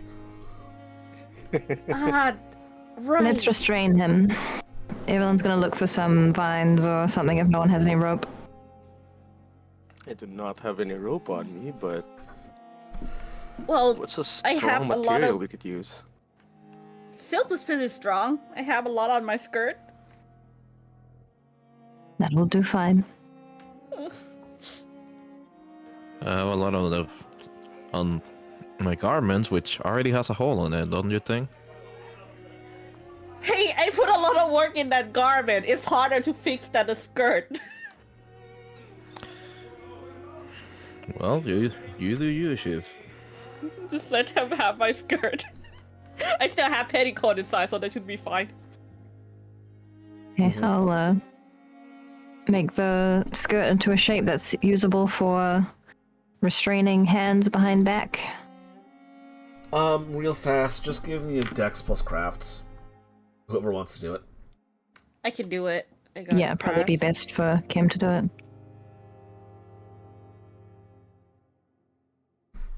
Does sewing help? Yeah. Oh, pfft.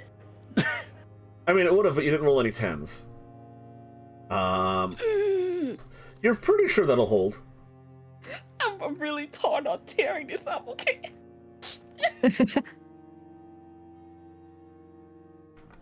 The Right. orange cat just sort of like goes over to the passed out troll and pokes him with a paw. Wow. He has been fucked up precisely this bad before. You should be ashamed of yourself. Oh. That's well, Anyone could do this. Really, anyone.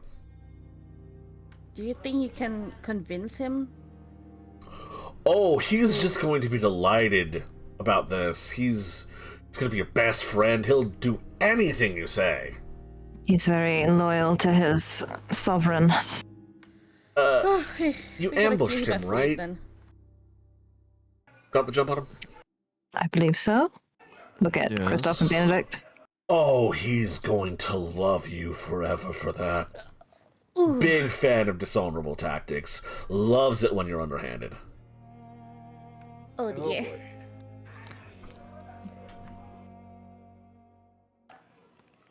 I mean, yeah, his might poetic. spite you a little for not killing him, but If we were to dispatch him, would he merely be sent back to his realm? Or would he perish. Oh, fuck, explaining this. Oh boy. So... Explaining it while lying. So... For changelings, the Christian belief about the afterlife is completely correct. Our souls definitely go to heaven and stay there forever, and certainly don't come back into the body of a newborn and live again. That's absolutely not how it works. So reincarnation is real. Oh. No, reincarnation's fake, dear. For fairies, particularly. I see. Oh boy. Well, if that would be the kinder avenue. I can't believe I'm considering this. We have other things to worry about right now. I mean, it's definitely not murder. Still. Wouldn't rather not do that. I would not. I mean, he's going to wake up any minute now. It's not like the worst I've seen him getting a beating. He took a day to recover. And this is certainly less of a beating than that. So he'll be out for a while. Well, let's get on our way. Sure We thing. still have two more that we have to put to sleep, I believe. But why, though? Baroness? The wedding's already gonna go off without a hitch. The groom's not here. Because she's going to take Fantasia to the dream. You can't Well, let they're that not- happen. Will they not merely substitute another groom? They can also do that, yes. Is there a groom who's not a nobleman, though? Do you know anyone Well- in town who's got noble blood? Not that I'm aware. Struck doesn't have noble blood, right? No. Not that I'm aware. I mean, she wanted to get rid of this one because he's a prince of some sort.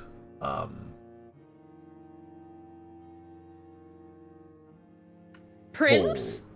Nah. His uncle's a duke, but I don't think that's a prince. She just like whip her hands off. Well, it certainly wasn't enough for the fairy tale effect. Knight in shining armor bit. Okay. So he's kind of a prick.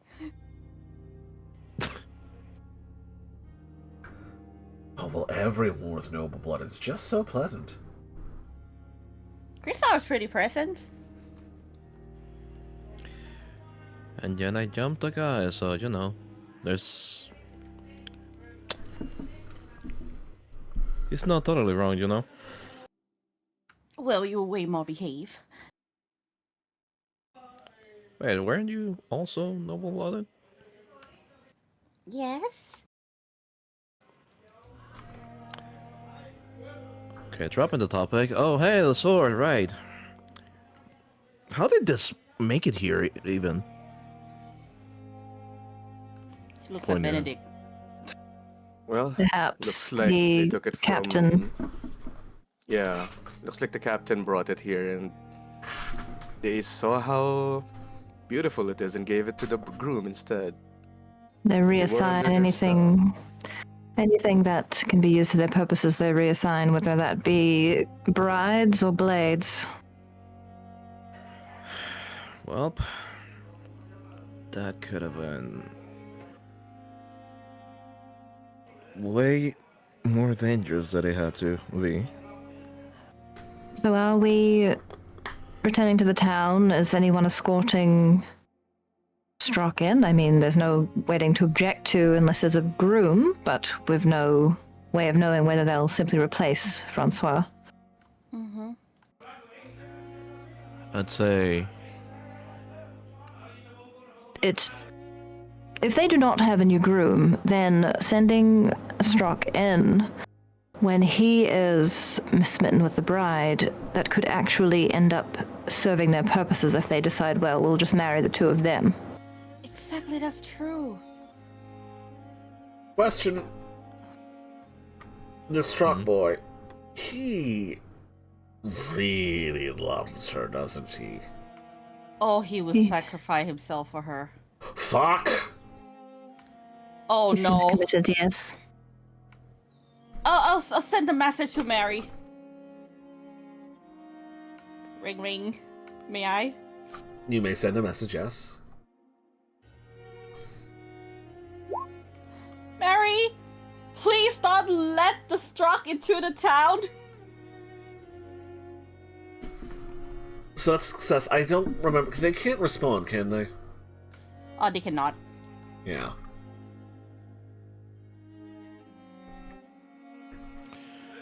well, Yeah, that's specifically a 6th level discipline. Yeah. Well, I can head up and see. Stalk the church. Just make sure he doesn't barge in the event that we were too late to inform them. Do keep in mind that there are still many Fae in the town, so if you can keep yourself concealed, that would be for the best. Will do. Also taking this with me, because this is fancier. More for the occasion, you'd say. Well, Yes, best for you to wield that. to the nun's point, you two definitely would blend in still. He points at Kristoff and Kemrutai. The blood, the ripped up dress, totally inconspicuous. Would definitely go rushing in. You two, with your intact outfits, could definitely walk in without anyone noticing. Plus, they definitely know that this attack has gone horribly wrong by now. Well, I have a knack of not being seen. Yes, I think regardless of whether you're dressed for the occasion, you need to remain unseen because obviously if their men were sent out and did not return, then we are the obvious suspects. I can keep watch on these two, I guess.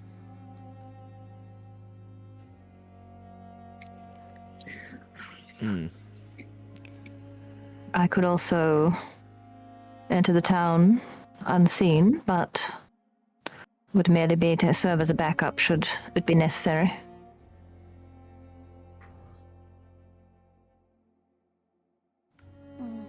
Let's hope I'll be able to reason with Servion here when he wakes up.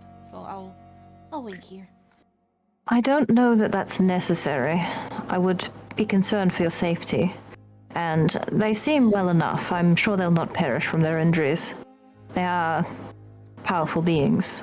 DM interjection. Can't just leave them sleep. Kemrutai, you know that he's not gonna wake up probably today. He's probably gonna be passed out Yes. for at least a day. We Yeah, can't Placard just said that. leave him here in the middle of nowhere at night.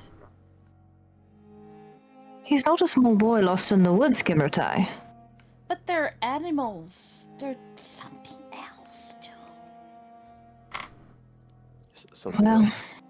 Yes, Suit unless yourself. we bring them to somewhere safe. We can't just leave them here. there's no lifting this creature. Perhaps the two men could do it, but we've not the time. I can go into town with you anyway. Maybe I can slowly drag them back to the car. Do you know how to build a stretcher that you can drag along? I know my way around making things. I believe I can. Well, do you have a knife so you can cut branches? Yes, Yes, I good. do. Very well. You three be careful, alright? You as well.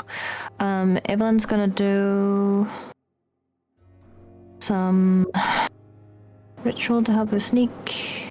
Where is that? Kamutai, take a point for caregiver. Evelyn, take a point for director. Actually, her shadowy sneaky spell, what point of willpower, you mean? Yeah. Thank you. Her sneaky shadow spell wouldn't actually be very helpful in this situation because a patch of shadow in the bright light of this place would be very obvious. So... Also, question, real fast. Kristoff, do you intend on keeping the sword? Yes. Yes.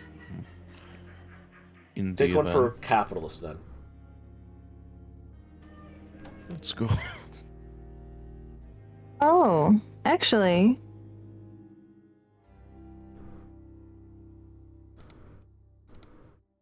no.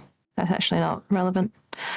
Yeah, so I guess I'll just be relying on stealth, so it's probably not the best idea for me to go into town, because I don't have high stealth. Well, think about this real fast, because we've been going for about 2 hours.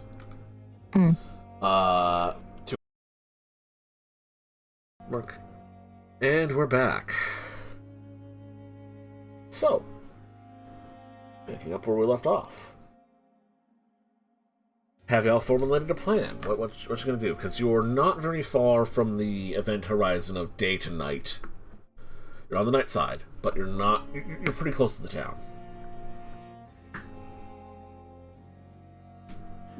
Finishing my snack, 1 sec. I stick with my own plan. It's crafting like a land raft and like drag these guys back to the cart. So, Kamutai, you're gonna try to drag a troll and a passed out Francois back to the main road. Yes, I think that there should be some fabric left, right? Or do I have to like pull out my petticoat and make something to drag them with too? I'll be kind.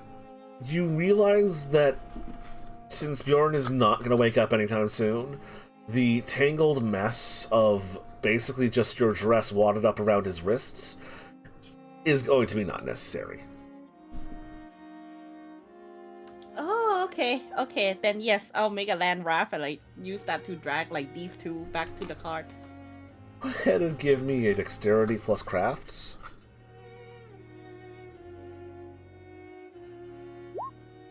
Yippee! Oh, you managed to use a few branches and bits of, like, local materials and your entire dress to make, like, a sledge that if you stack Francois on top of Bjorn, you might be able to drag at a slow pace. Alright. DM warning, you will largely be taking yourself out of the session if you do this? That's fine. She can't really do anything else. Okay. I was thinking there might be something I could do to help, but all I can really do is make it really dark where they are, so that wouldn't stop animals from coming in. Oh, yeah. But I don't think they're like... Are they so deep asleep that if someone started to injure them, like a coyote started biting them, they wouldn't wake up? Oh no, Francois would wake up if he was under attack of any sort. Mm. The problem is Bjorn is, like, he's passed out from violence being applied to him. More violence would not wake Bjorn up. Francois will wake him up. I'm scared Franz will wake up. Franz going to stab this guy. Hmm. Well, you could just take Francois away. But I guess Leave Bjorn him would to be die. vulnerable. You can't do that. The other dog wasn't unconscious. No, it's just laying there on its back, having gone completely limp. You told it to drop. It's dropped. So, But he's a fairy. He doesn't have like a body fluid or anything. So if something happened, he just go back to the dreamland. These two though, different story. okay. Can I pet the dog? You can in fact pet the dog. It doesn't move. It was told to drop, and it's doing that. Kim points at him. I see what you did there. Who's she talking to? Kristoff. Oh. I don't know what you're talking about. He pets the dog. Mm-hmm. But right, so our intent is to stop Hansel if he went in, or what else are we trying to achieve at this point?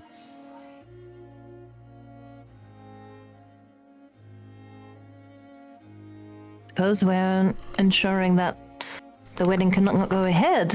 Whether they select a new groom or I don't know. Whatever they do to try to salvage the situation. Make sure she And does- also make sure she doesn't abscond with the town, yes. if you do go against her, please be careful. She has really strong magic. She could see me while I was in the astral. Yes, I'd prefer not to confront her if possible, but we shall see what becomes necessary. Well done. The satire also have magic as well. Hmm. Well then, he will untie the handkerchief from one sword and put it into the other. It's hopefully doesn't get to that. We can also We could attempt to set her to sleep from afar. Crossbow bolt well placed. Mm. it was If I may? Mhm. Hmm? She completely and totally trusts me, best mate. If you were able to convince Pauline to stay loyal,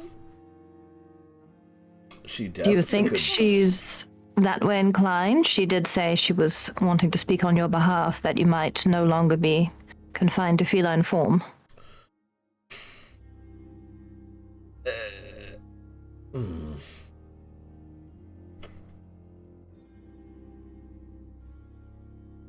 I don't know that she's a royalist or not. I could not quite read her when I gave her the subtle opportunity to confess. She's not much one for politics. Actually, no, he doesn't say that. She's just really very much political, is the thing. Obsesses about it. Stays up all night pondering it. Absolutely obsessed with politics. Really, it's to the point in which she forgoes her friendships and her personal interests. Well, the only personal interest of hers that I know is something I'm not willing to engage in. Do you think you can help them convince her? I mean, she's one of you. Probably. Probably not. Hmm. Depends. I'm not gonna try to help if you want me to. Would it be safe for you to enter the town? Oh, she can't do... Oh, actually. Oh. Well... Yes, would it be safe for you? She can do worse than turning me into a cat for longer. I suppose... I might not be completely safe. But... I'm one of you and not one of her, so... Then don't put yourself at risk like that.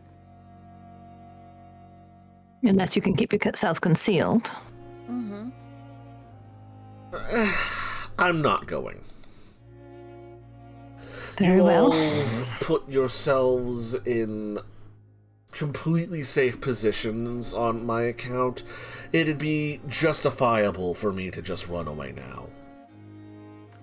Aw. Give him a scratch on the head. Understandable. I'd offer to confine you in my clothing, but I fear you might enjoy that for the wrong reasons. Raise her brows at Evelyn for suggesting that.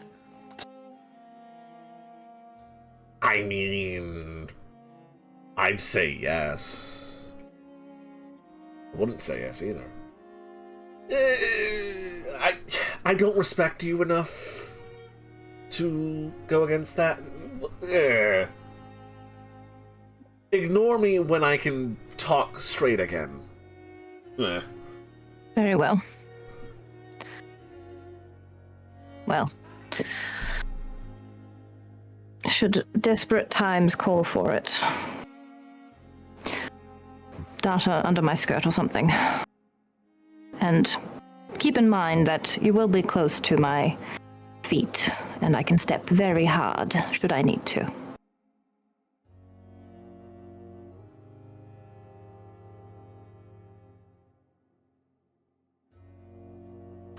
Don't sin. Just look at the cat and warn him.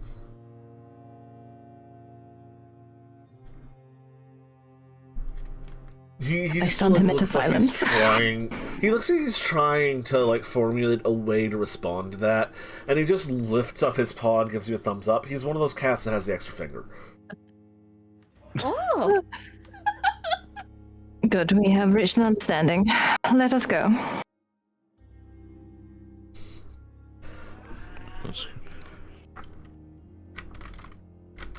Good luck. Alrighty, let's go.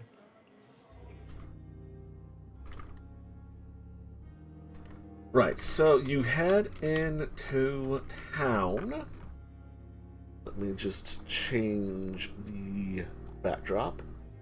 Who is... so Kemurtai is dragging the unconscious people off somewhere safe. Yes, before they left, I'll say in German, and ask Leonard to, like, watch over his brother. Please don't let him get killed. Right. You say that. Yes.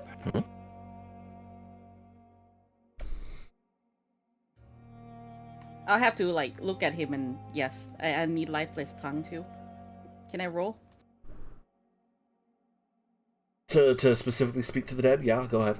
Yes. Ooh. It lets you speak to them, not hear them, right? Hear them, too. I use lifeless tongue as well. Ah. My brother is doing something good for once. I'll see what I can do to help. Thank you. Gives Kristoff a thumbs up before she drags the others out. If he spots it, he returns the gesture. Kind of bummed out that he's not gonna be witness to the sight of her dragging those two bodies.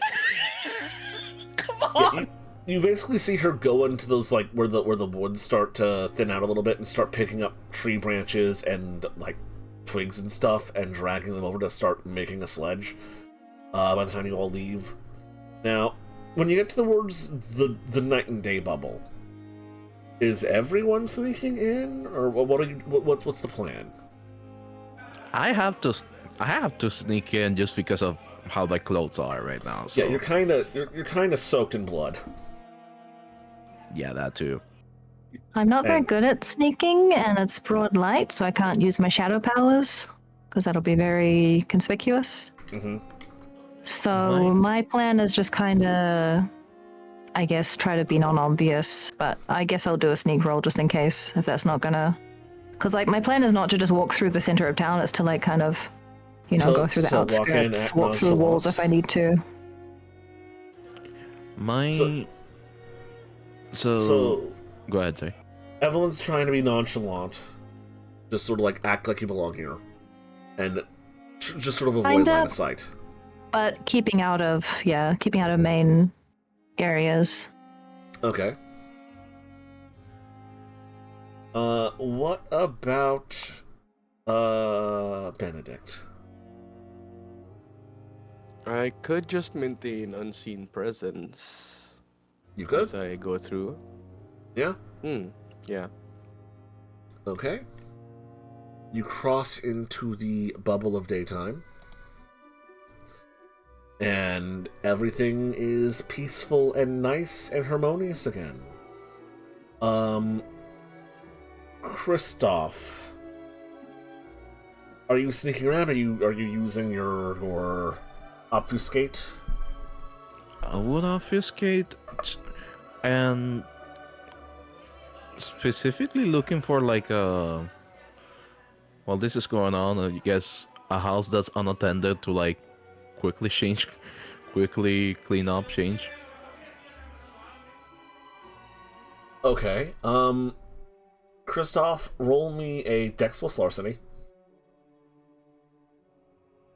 And then roll me just roll me the die of fate, high or low.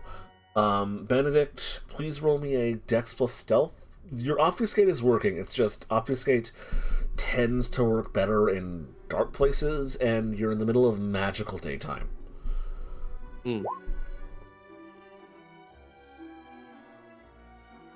Okay. Whoops. So, Kristoff, you managed to burglarize your way into a house. And you do find a set of clothes in there that you could change into. Evelyn, roll me appearance plus subterfuge, or appearance plus stealth. Your call. Appearance plus subterfuge or stealth? Yeah, your call. Okay. And Gotta this is like find my acting natural and stats. avoiding people's lines of sight. Subterfuge. Oh, it'd be the same anyway. Okay.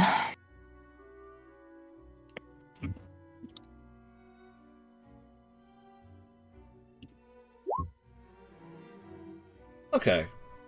So you all manage to either stick to the shady locations where your vampiric magic can protect you, find a change of clothes and then do so, or just manage to avoid the line of sight or the heavier patrolled areas so you're not noticed while acting naturally. Where are you headed? Who are you trying to find? Pauline. Or whatever. I don't remember if she told us her actual name. Mm-hmm. Yeah, The I'll be satyr woman, following. yes? Yep. Well, she's... She'd be pretty easy to find. She's in in a field just a little ways away from the church, concocting something in a big kettle near a sort of impromptu bar.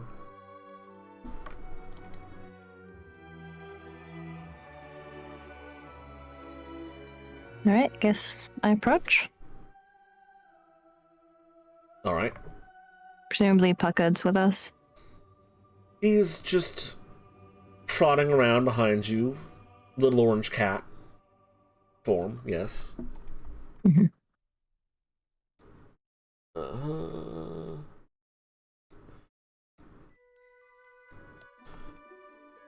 Do you like clear your throat, make yourself known at all?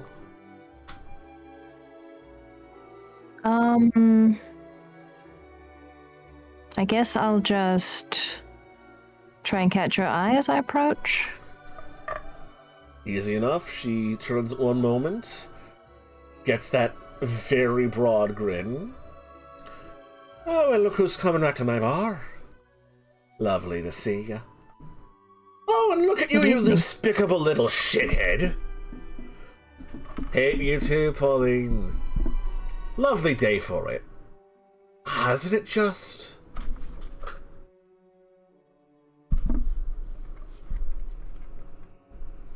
Might we have a word? Darling, for you could have whatever you like. She'll just give her a small smile. And for you, you little shit. Try not to fuck things up more, yeah? She's right pissed. Oh, I'm sure she's over it. Pauline pauses for a moment and looks at you. Okay, I can't tell if he was lying or not. Or if that was bullshit. Yes, he's absolutely lying. He's still Right, 'cause- stuck on fibbing. That's true all the time. It's just pukas and sarcasm. It's the most potent poison. Because Well, I suppose it's not necessarily a change from his normal diction if he's merely having to say everything in such a tone. Anyway. Oh, well, I'm just always so clear with my intentions, aren't I, Pauline? Oh, you shut the fuck up, you little bastard.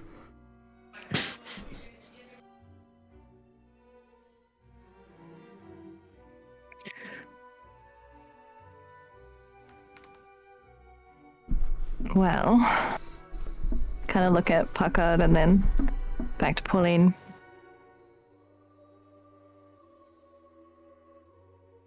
Is there... So should I... Or you... What's the plan here? That was Puckard. Well, you're free to say your piece, however circuitously you can. Can I do like a check if there's anyone listening in, like any other fae nearby? Yeah, give me what's plus awareness, if you're looking for anything supernatural. Wits and awareness. Okay, that would be... Could help with that too.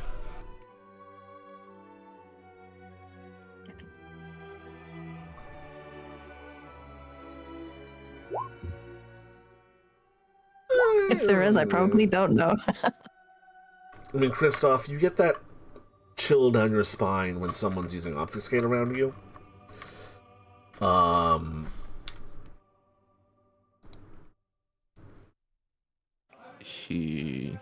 But you don't feel like you're being watched by more than just probably Benedict.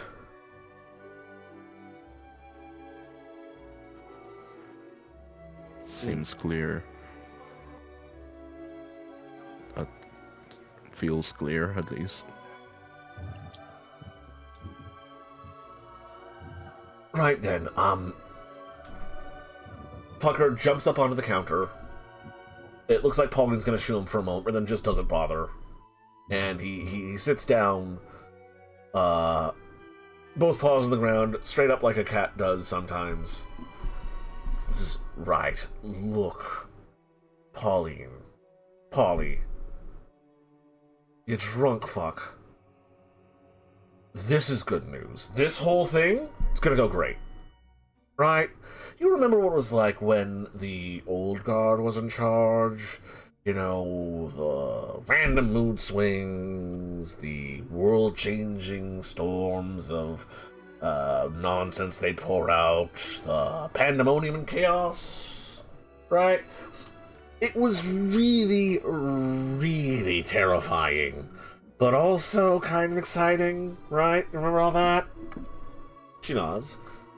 You know how the world's really not used to that shit anymore, and how we no longer have, have to still bow and scrape to every whims and demands, and get caught up in their bullshit all the time, and how great it is that, they're still doing that to us?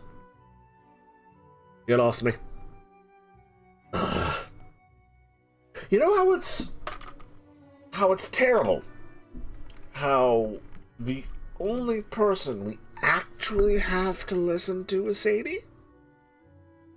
And how Sadie being sensible, just being utterly senseless most of the time, is just the best.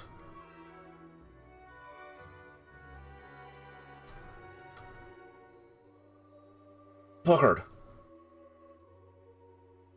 I'm not following. Would you like me to interpret? Please, yes, for the love of God. Stop me. Wait. No. Fuck. I believe what our orange friend is trying to say is that should you empower your sovereign and invite further masters into the world, your whims will be less what you can follow than their own, and that shan't be as much fun. Pokes his nose and points at you. And the price of this freedom is that you need to be a little more covert with your mischief, but is that such a big price to pay when it allows you such freedom? The worst pranks are the ones that no one sees coming, right? Exactly. Go ahead and roll me a charisma plus your choice of expression or leadership. You are being helped by Puckard, so that's an extra die. Charisma, expression, or leadership. We'll go leadership. Because that will be, 6 total. So add plus 1 to my roll. Mm-hmm. And I'll use a willpower as well. Okay, let's see what you got. Use the willpower as well. Uh-huh. 1, 2, 3, 4, 5, 6, 7 successes. Do you have any specializations? In those 2 skills? Yeah. No, they're both 3s. Okay. Right. Fuck, you're right. It would... I mean, don't get me wrong, I loved spending all day in the brewery just making every kind of drink you'd ever expect, and several things that you never would. But being able to go out and about and... well... She waggles her eyebrows at you, Evelyn. You know, experience new things every now and then and just sort of see where the wind takes me has been an awful lot of fun. Evelyn's gonna smirk. But this is more important than just, sowing the wild oats. This is the fate of the human soul and spirit. We're in the fall, Puckard. Winter's on its way. We could make it summer again.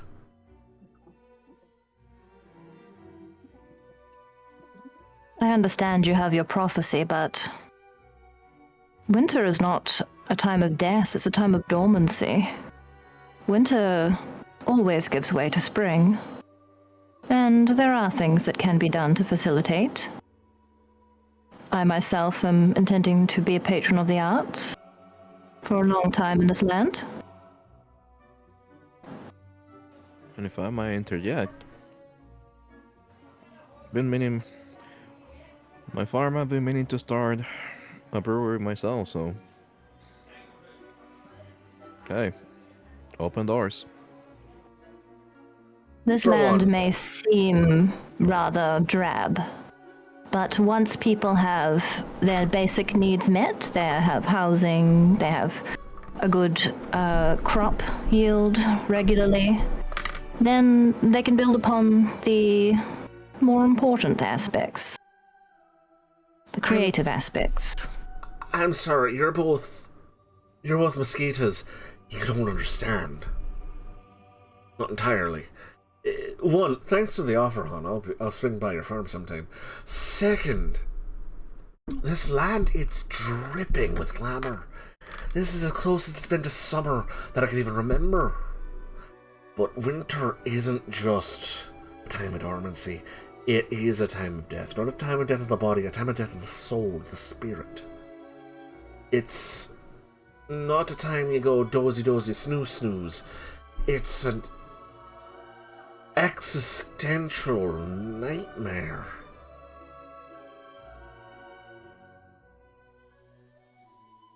And is this your end of days? Or is this something that has happened in the past and has been recovered from? End of days, dear. And you believe this is the only way? Well, it's a way. probably ways to turn it around, but this is a real good bet right here. Pauline, it's not. I mean, it is. It actually... He says it is. It is. It's a very good bet. For... I mean, it couldn't... It'd fail. Probably. For the entire world. Not just this town. See? The glamour, there's just too much of it. There's too much to spread over too little. It'd make an eternal summer for everywhere in the world.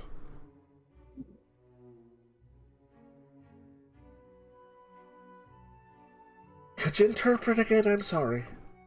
So it would make a temporary summer for this area alone, this town. There's not enough to coat the entire world in it. I believe that's what he's saying. Close enough, the cat interjects. It would be a temporary measure. That is the thing about quick fixes. They seldom last. If we need to reinforce the creativity of humankind, that is something that takes in the order of centuries. Decades at least.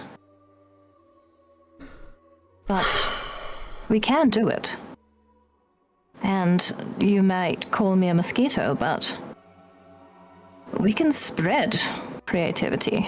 It need not be our domain alone. You toy with the mortals, you play with them, you enjoy your delights, having them inspired or surprised or whatever it is, but you merely touch so few. I can speak to the hearts of many, dozens at a time. Pauline gets a grin. You're right, vampire. You do last forever, don't you? Tell you what. Why don't we cut a deal? This is the biggest honeypot of glamour I've seen in a dog's age. This... It'd do... You see what it's doing right now. Everyone does. Exactly. Yes. This will be folklore for ages. But, you know what else lasts ages? Half this conversation. You cut me a compact. Sealed in crimson. Over a drink of wine. Under the midday sun that's also the moon. In an impossible place in the corner of the furthest part of the world. That you will endeavor to spread imagination, joy, and whimsy, and make a space of green and lush loveliness. In the very least, this city, this town, whatever it grows into, and nurture it. Then I'd be willing to give up on this. For as long as you exist. You'll make sure wholeheartedly. I have no reservations about that at all. If you are speaking true of your intent, absolutely. Our purposes are aligned. Annie, I got a knife. I think I have a dagger. Several. Oh, well, ain't you just the hot, tall, dark, and covered in edges?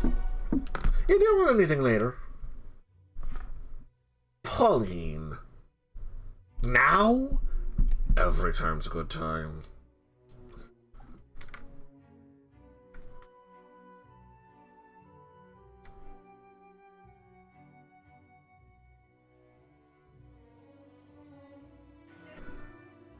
So, do you hand her a knife while she is flirting at you and your friend is being annoyed? Yeah, OP's got a knife. I don't know if I have one. I think I do, but... A knife is a small enough thing that with your wealth ratings you could just have. Sure, I'll give her a knife. Alright. She pulls out a silver goblet with a few gemstones placed on it. Grabs the wineskins from before, the one that had blood in it. pours it in, grabs from underneath the shelf several bottles of various shape, size, and splendidness, pours it in, cuts open her palm and bleeds into it, holds the dagger up to Puckard. In you go with the oath-making boy. Oh, this is just my favorite part. Smacks his paw against it, a drip goes in, hands it over the two of you.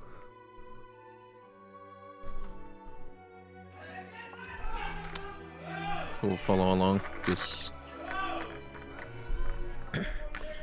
small cut into the palm and just put some in.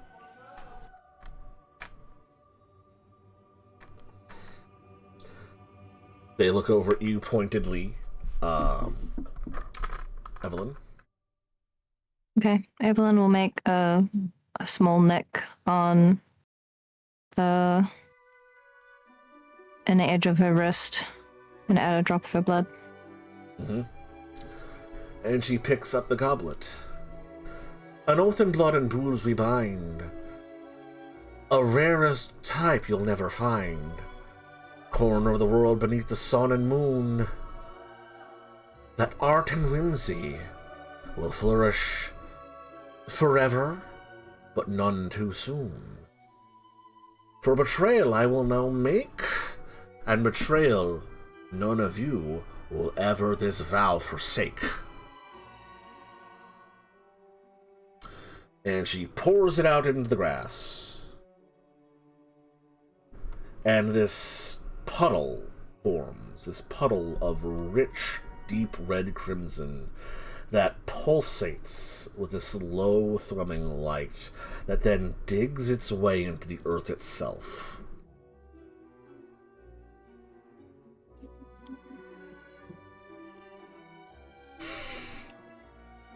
Compact is sealed then. I'm not the best at contract, mind you, but I did my damnedest, and this was a very expensive goblet. It was all the booze I brought with me from Europe. Very well. The goblet turns to dust. It was very expensive. We shall have to find you a better one. Or I can make it another way, love. We have time.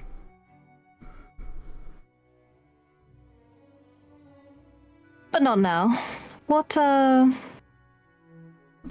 shall we do about this situation? Well, I've sworn to help you, so what's the plan? If there would be a way to slip a little something to your sovereign, we might be able to have her incapacitated for a while, asleep. Oh, well, Sadie trusts me to mix all of her drinks. I mean... Well?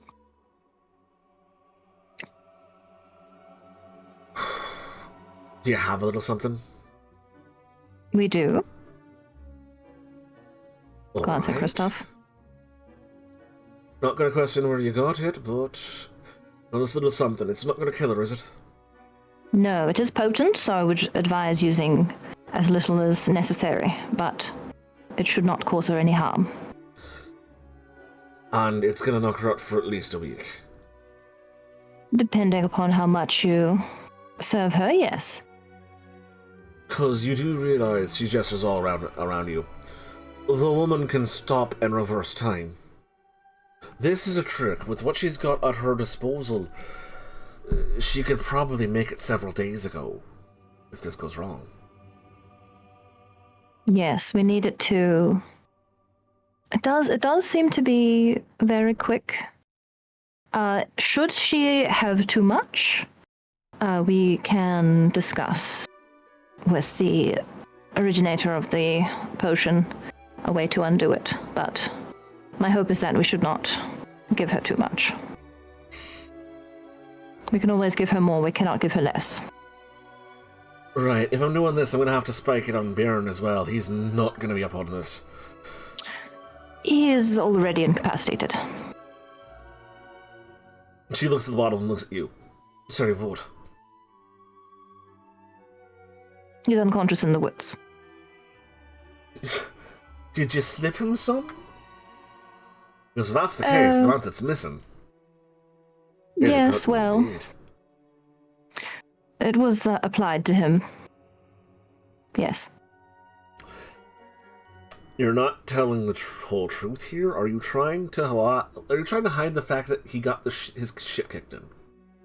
No, she's just trying to be subtle about it. I mean, if she's kind of looking askance at her, then she can say, it was applied to the weapons that struck him. He is unconscious, but he is still living. That's why Kimbertai is not here. She's watching over him. Right. Not sure how to feel about that. One, I'm thinking you're fibbing. Bjorn is... He's a mountain. Stories abound of him fighting a dragon once. Well, I've no way of proving it to you other than to take him to where he lies, but... As long as he's still breathing, if you killed one Yes. of mine, I'd be right crossed about it. Yes, he is. One of the hound men vanished, I believe, but the other is merely lying where I told him to lie. Oh, the tulpas. Oh, don't worry about nothing about them. They're the idea of a dog. Not really a dog. Oh, I see. Well, yes. But Bjorn kind is of, well enough. They're almost fey, but not quite. I'd have to explain a lot. It's fine. So yes, that was the only casualty, if you want to talk about it that in those terms, if it's a dream. Regardless, he lives. If you need to see him, then we can take you to him. As long as Bjorn is fine. Yes, I give you my word. The last I saw him, he was unconscious, he was injured, but his life was not in danger. He was being watched over by Kimbertai, and I trust in her conscientiousness to ensure his well-being. It's about this time you hear the galloping of a horse on a dirt path, and a man shouting, Lottie! Lottie! Jesus Christ. Stop the wedding! Oh, and I think I just found the headache that I need to give... I think I found the headache Sadie needs curing. She takes out a mug and pours in a large amount of wine, uncorks the silver bottle as you hear this man, the horse whinny and bray as he jumps off of it, and the doors of the church being thrown open. As a couple of those, you hear the distant voices of two little rabbit men saying, No, you're not supposed to go in there! She just takes a whiff of the silver bottle as that bit of cacophony happens in the background.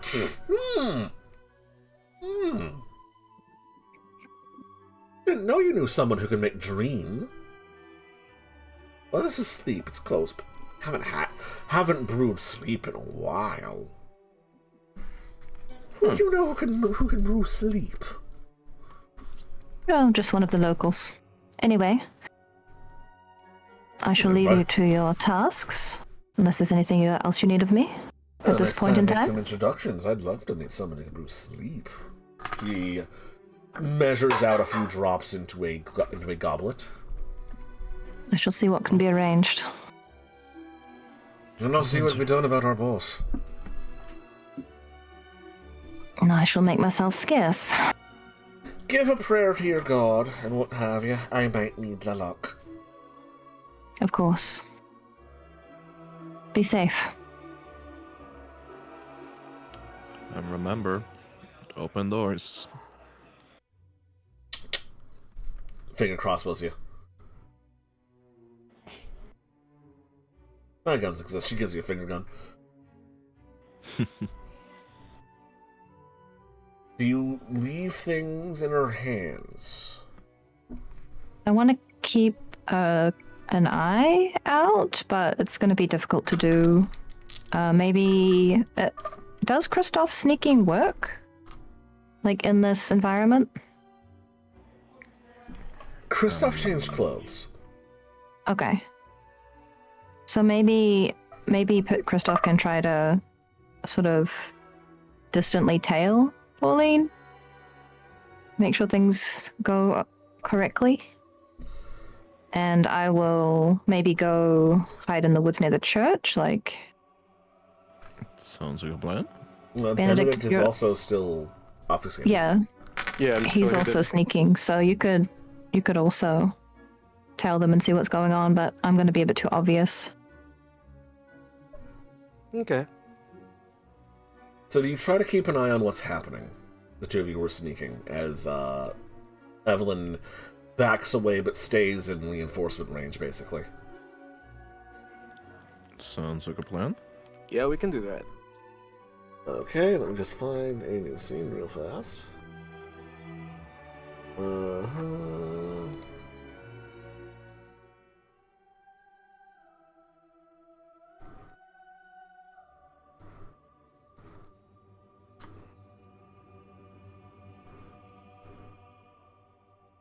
I'm just looking for one more token amongst the masses.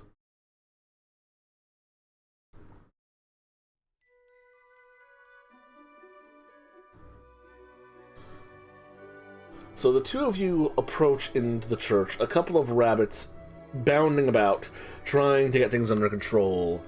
This tall, elegant, red-headed woman with the antlers on her head and long pointed ears, with a storm of flowers surrounding her as she glares angrily at this young man, approaching this plain but pretty young woman. Lottie, I've loved you ever since we were children. Please, you can't go through this. This man, he's a brute, he's a savage, he's a bastard, he will not treat you well. I'm... Hansel. Hansel. You think I'm such an idiot waif that I can't... Oh, Hansel, I knew you had a crush on me. It's just a silly little thing. We were friends as children. No, you can't do this. And she starts crying. And Hansel gets red in the face, and I need both of you, I need everyone inside of the town to give me a willpower test. As things go entirely wrong according to Hansel's intentions here. Maximum or current? Current. Ooh, okay.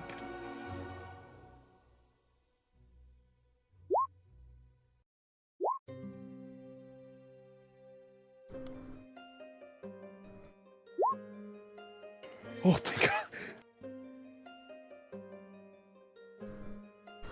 Okay, so...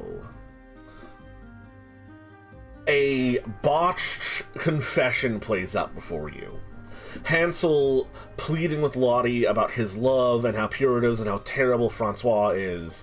Lottie being deeply saddened that her best friend, who she knew had feelings for him, didn't trust her enough to trust her judgment, and is basically insulting her and attempting to claim her as his own property now that all the chances he's had in his life, now, before her big day with the man who she truly loves. Now she decides to have balls and do something about it. Her hurt and betrayal turning into this furious, ugly anger as Hansel stumbles back, his own attempted passion persuasion crumbling before him.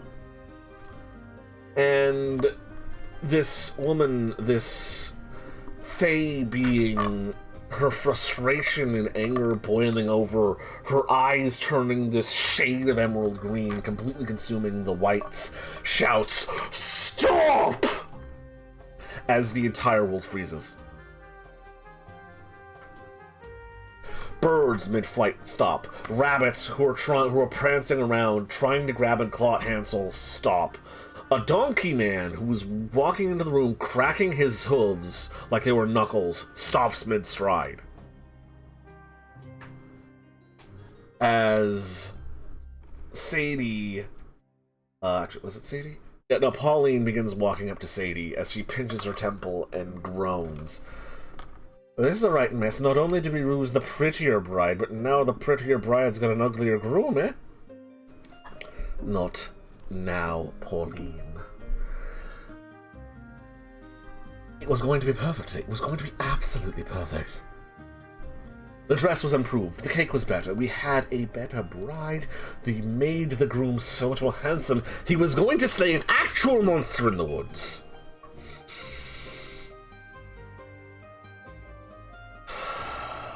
And this twat came barging in and made an ass of himself again.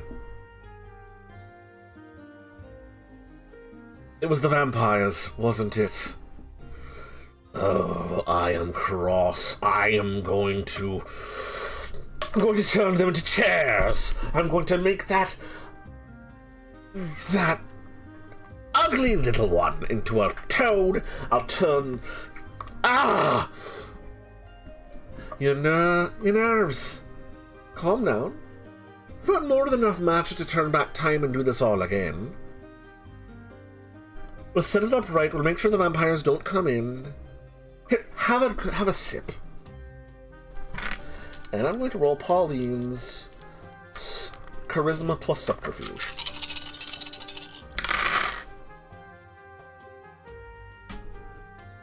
Oh, she is spending a point of willpower. And I'm going to roll Sadie's wits plus alertness.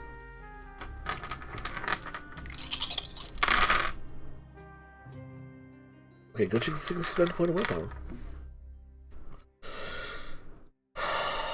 Give it here.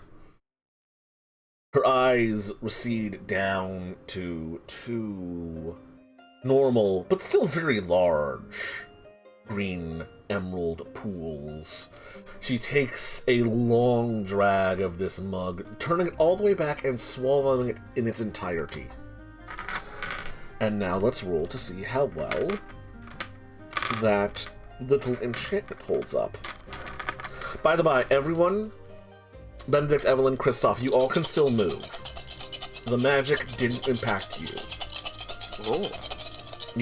You felt your body stiffening and slowing, but you managed to will your way through it. It's 1 minus 1. And they are a fairy. I am going to give them their willpower current willpower in resistance. We're gonna try and sneak a little closer. There's the donkey guy and the two guards. The rabbit guards. So currently there's like 3 rabbit guards swarming Hansel. There's a donkey in the doorway. All of them are frozen. Okay. The only people not frozen are you and the fairies. I'm assuming when she becomes if she becomes unconscious, the time will start again, right? You're not sure. Let's hope. She looks down at this mug. Sadie, this isn't my normal... Pauline, this is not my normal wine. Did you know I was going to be frustrated? Did you set this up? I swear, you little trollop, if you think what I did to that puck-out was bad... What? Me? Ruin all this? No, you know how much I care about, politics? Yeah? Kristoff, what? If that was so audible, he will start closing in. Okay, Just sneakily, if possible. If you're sneaking in, please roll me a Dex plus Stealth. Please also keep in mind that you're the only thing moving, so it's going to be very obvious. Well, her gaze is probably fixed She's on being a distracted, certain someone, but so it is very possible. Benedict, I'm assuming you're also going to close in. Yeah, I should. I was like, What's the roll again? You don't need to because you're obfuscated. Okay.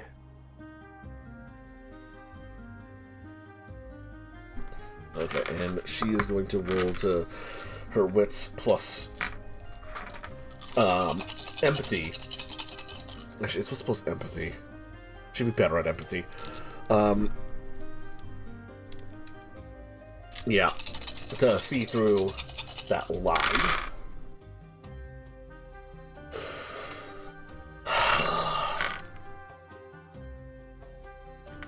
The subterfuge goes deeper than we think, then. Do you know what Bjorn is? He and that Francois should be back by now.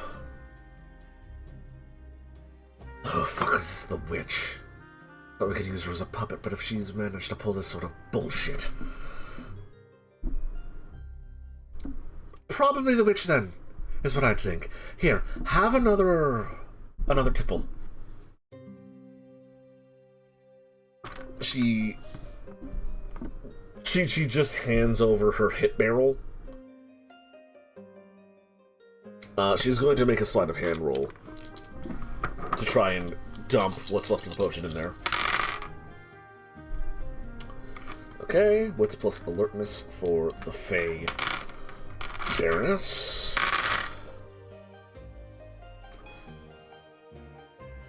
Do you think me daft, you satyr bitch? Oh, fuck. It's... Well, You hear Sadie begin to say something in what sounds like Gaelic. Then at that point, it's just... If it's close enough, he will turn off sound. It is. As just trying to reach for her at this point. I am... Quick question, and sorry for bringing this up now. Is the handkerchief completely dry at this point? By now, it would have dried back up, yeah. Yeah, okay. Yeah, no chloroform for you. I just had to go for it. But yeah, no, just... You could just upend it on a barrel. At this point, it's just restraining, as in trying to just grapple them.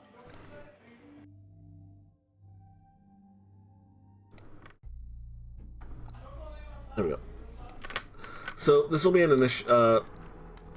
Actually, let's set up an initiative turn here. Okay.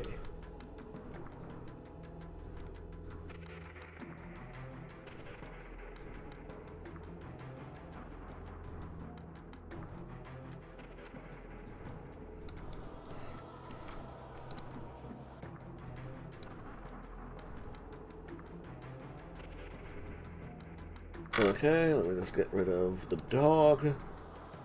Camera tie.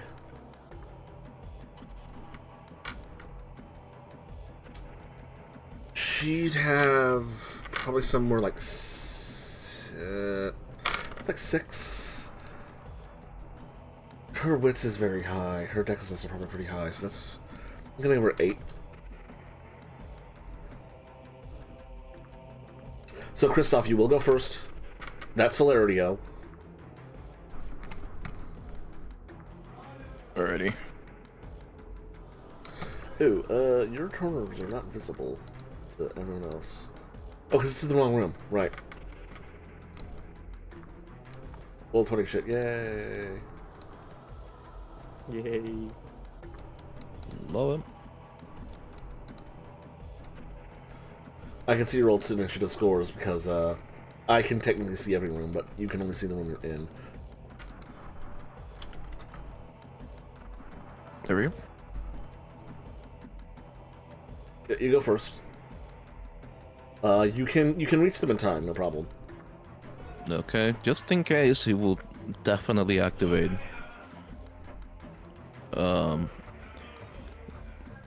Silence of Death. Mm-hmm. But yeah, just reach out to, like, try to choke. You're going to try... Okay, so Silence of Death went off, and you're going to try to choke Sadie. Yeah.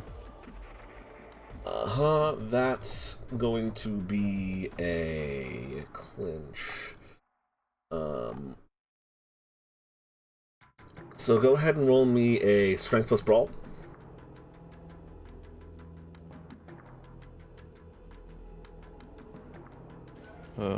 Blood buff in strength.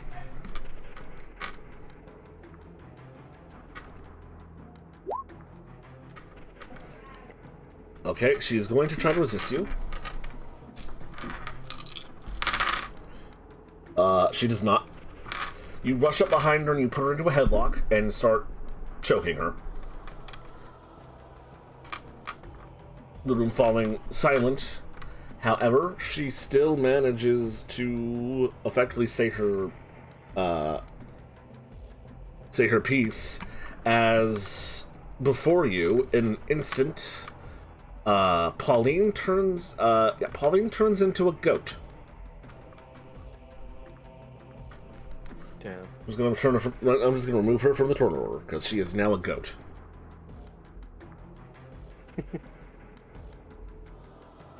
Benedict, it's your turn. Alright, well, while she's restrained, I punch her. Okay. Okay, I'll also... So your obfuscate breaks as you rush up to her. She's restrained, and you go to clobber her.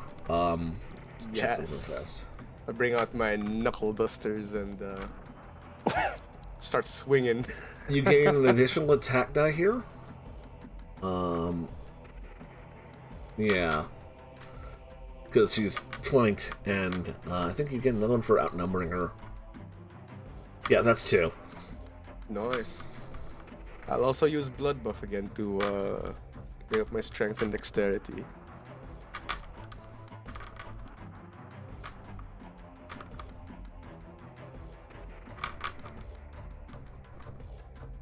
Shall I roll for hit? Yeah, go ahead and roll to attack. That's plus 2 dice as well, right? Yep. For her being flanked and grappled. 1, 2, 3, 4, 5, 6, 7. So go ahead and roll your strength plus 1 plus 6.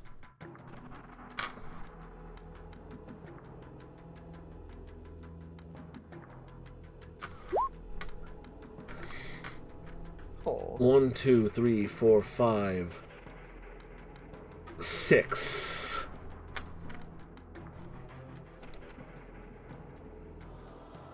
One, two, three, 4, 5. She is gonna try to soak it, but you rush up out of nowhere, her eyes snapping over towards you, hate glowing in these green, baleful eyes, wind whipping around her. And then your knuckles connect with her jaw? Her head snaps to the side, and a bunch of teeth go spraying out. Oh shit. She's not dead, but she's right fucked. Kristoff, you can feel her suddenly almost going completely limp in your hands. She's on the verge of passing out.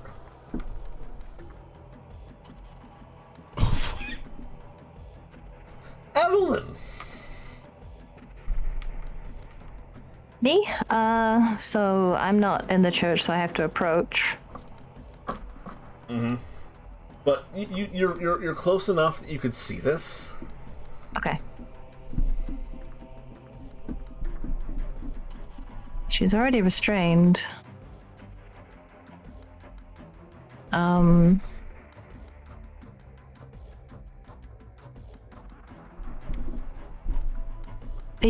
The locations of the frozen people, are they outside the church or inside the church? There's a donkey frozen in the doorway, but you can still get past them, and then inside of the church, there's everybody else. There's also, you can see from outside, everyone in town has stopped dead in their tracks, including birds mid-flight. I was just thinking about, if I could close the doors, but it seems like the donkey's in the way.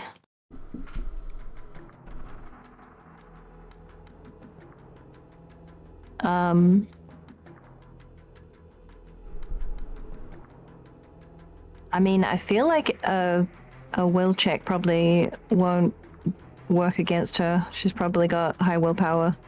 But I also feel bad just beating on her when she's already restrained and almost unconscious. Beat her in her mind now. I guess I'll try. What's it called? Command? Just tell her to sleep. Okay, you can try. Yeah. So manipulation, intimidation, that would be... Where's my character sheet?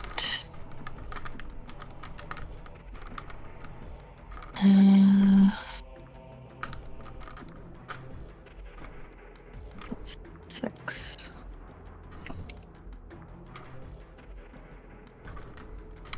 And I'll use a willpower. Not the best roll. That's still 2 successes. Including the willpower? 3 with the willpower. And, Okay.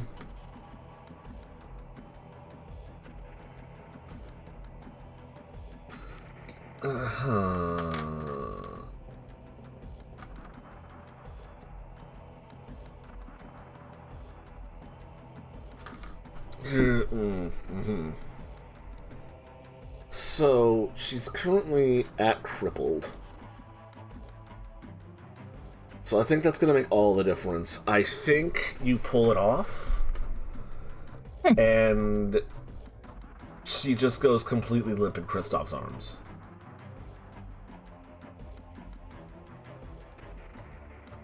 At that point, he retracts his, well, he turns on back on, you could say. Do people start moving again, or is time still stopped? Time is... actually... that's a good question.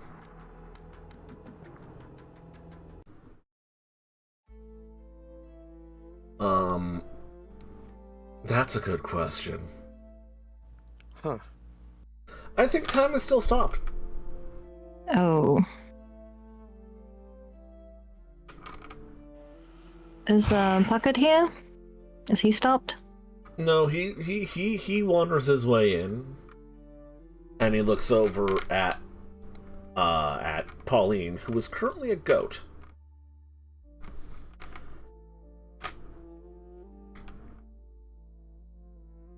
Is there anything to be done? This is completely normal. I was expecting this. Can the goat talk? Do you have any suggestion? Well...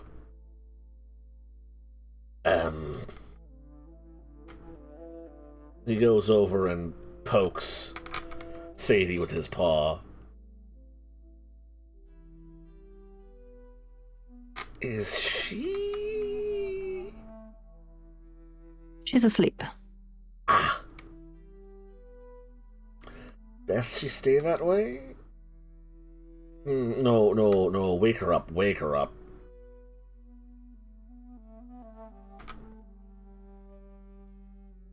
I shan't. Here. I shan't wake her up. You're still under her spell, yes? Puka can only lie. This has everything to do with what she did to me. It's definitely not just how I am. Oh, very well. Perhaps we should feed her a little more of that concoction. What happened to the barrel that Pauline was wearing? Did it get changed into a goat too? The barrel is just on the ground. The Okay. wine spilled open. The bottle that had the liquid sleep in it has also fallen. It looks like half of it spilled out. Okay. I'll pick it up carefully without touching any part that's spilled.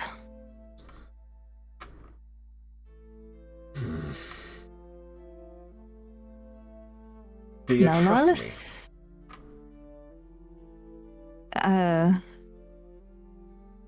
I don't know that we have much choice.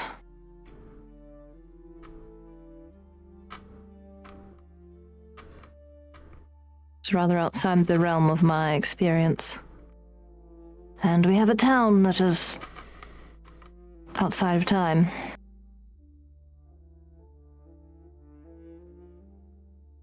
I'll ask again. Knowing nothing about pukas and all the power that I certainly am not very tempted to abuse, that I definitely probably wouldn't be extremely tempted to toss around like a ball of yarn. That I couldn't possibly just make this all seem like it was a dream. Send you all back home, make sure that this seemed like it didn't happen. Fuck things up worse, if you would. But I don't need to ask. Do you trust me? You've already compromised your position with Sadie. I suppose you could try to make a power grab now, but you know that wouldn't go unnoticed forever. You're not stupid.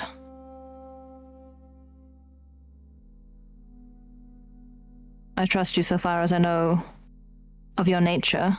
It would not be fitting.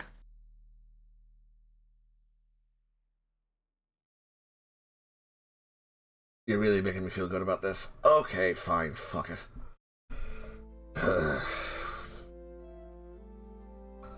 Sit down or stand, I don't care which. Evelyn will stay where she's standing.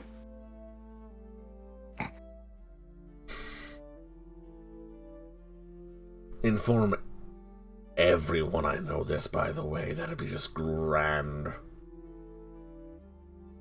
I shan't speak a word. Dreadful. They'd love to know that I've been stealing their bunks.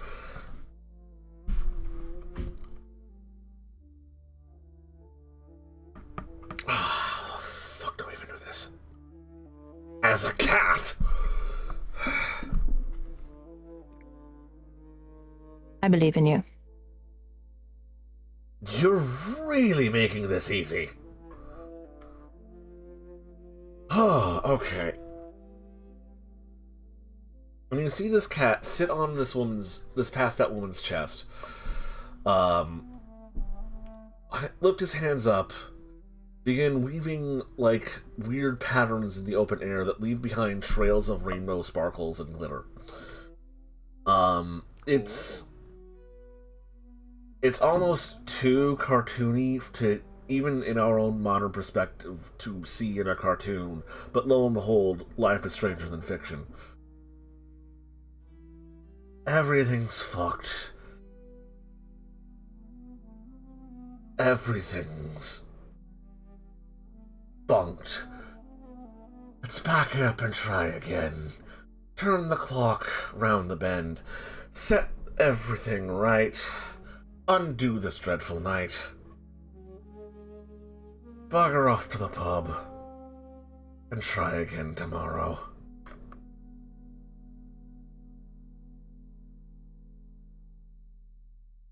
And in a flash of light, you all wake up in your beds.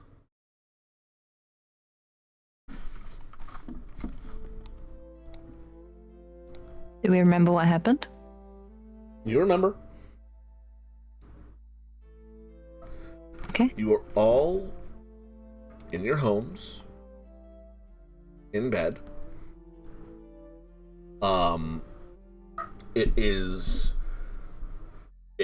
It's the night.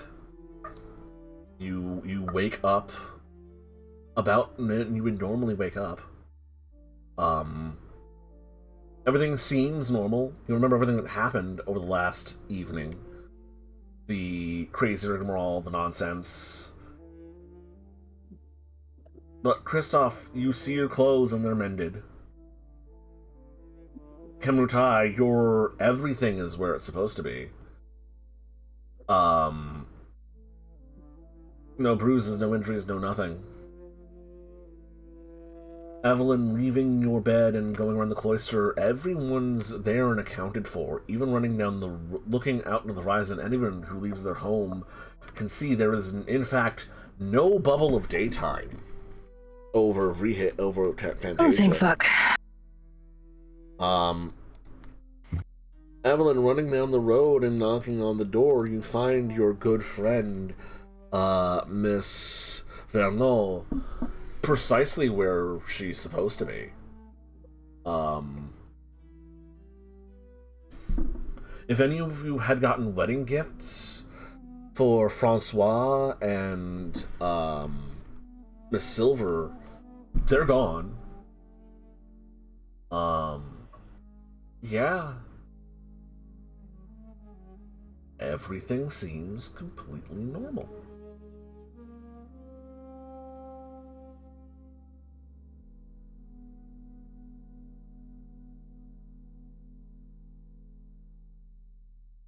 If you ask anyone what day it is, it's the 24th. Where does Packard and Pauline, they live in this town, right? Yes, they live in town. Do I know where they live?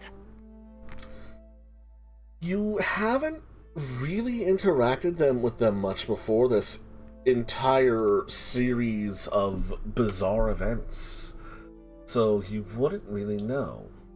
But, I mean, they strike you as pub folks, and first thing pops in your mind, Solomon Darrow would probably know. If they are not just at his pub in the first place. Evelyn will put on a nice dress and go to the pub.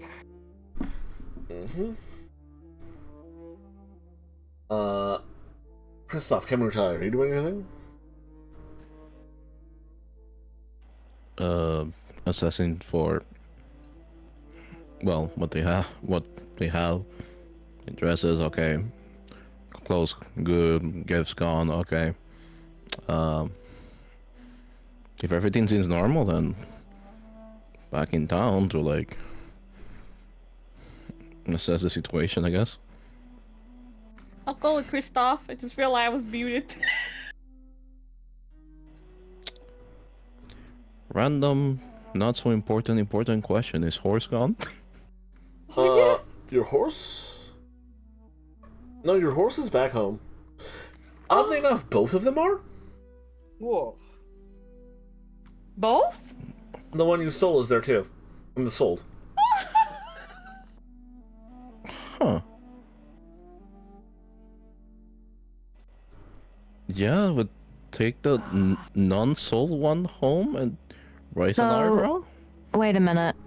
Is Sister Angeline at you said everyone at the convent is there. Everyone is precisely where they're supposed to be. And she's a ghoul? Yeah. She recognizes you. She says, "Good evening, sister." Okay. Is everything all right? If you interrogate her upon her nature as a ghoul, she responds, "Yeah." Okay. Because I'm not sure how far back we went. I mean, you could ask her what day it is. I will. Oh, it's the 24th of April. The wedding was very nice. Did you get anything to drink while I was... Can you get drunk? Not directly. Well, perhaps you took a nip of someone who had too much to drink. Perhaps so. I might have had it much myself. Excuse I me. had the strangest dream. There were talking dogs and a weird orange cat and a grumpy donkey with men's clothes on. Also a large amount of rabbits. It was very strange. It does sound odd.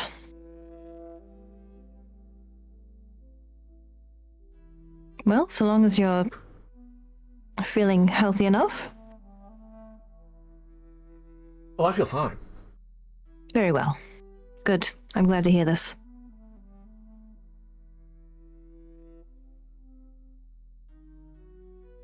You get much the same report at your friend's house before you head over to the pub?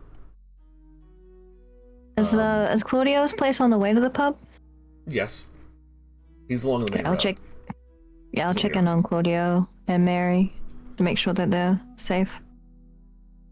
Claudio greets you at his door. Evelyn. I have...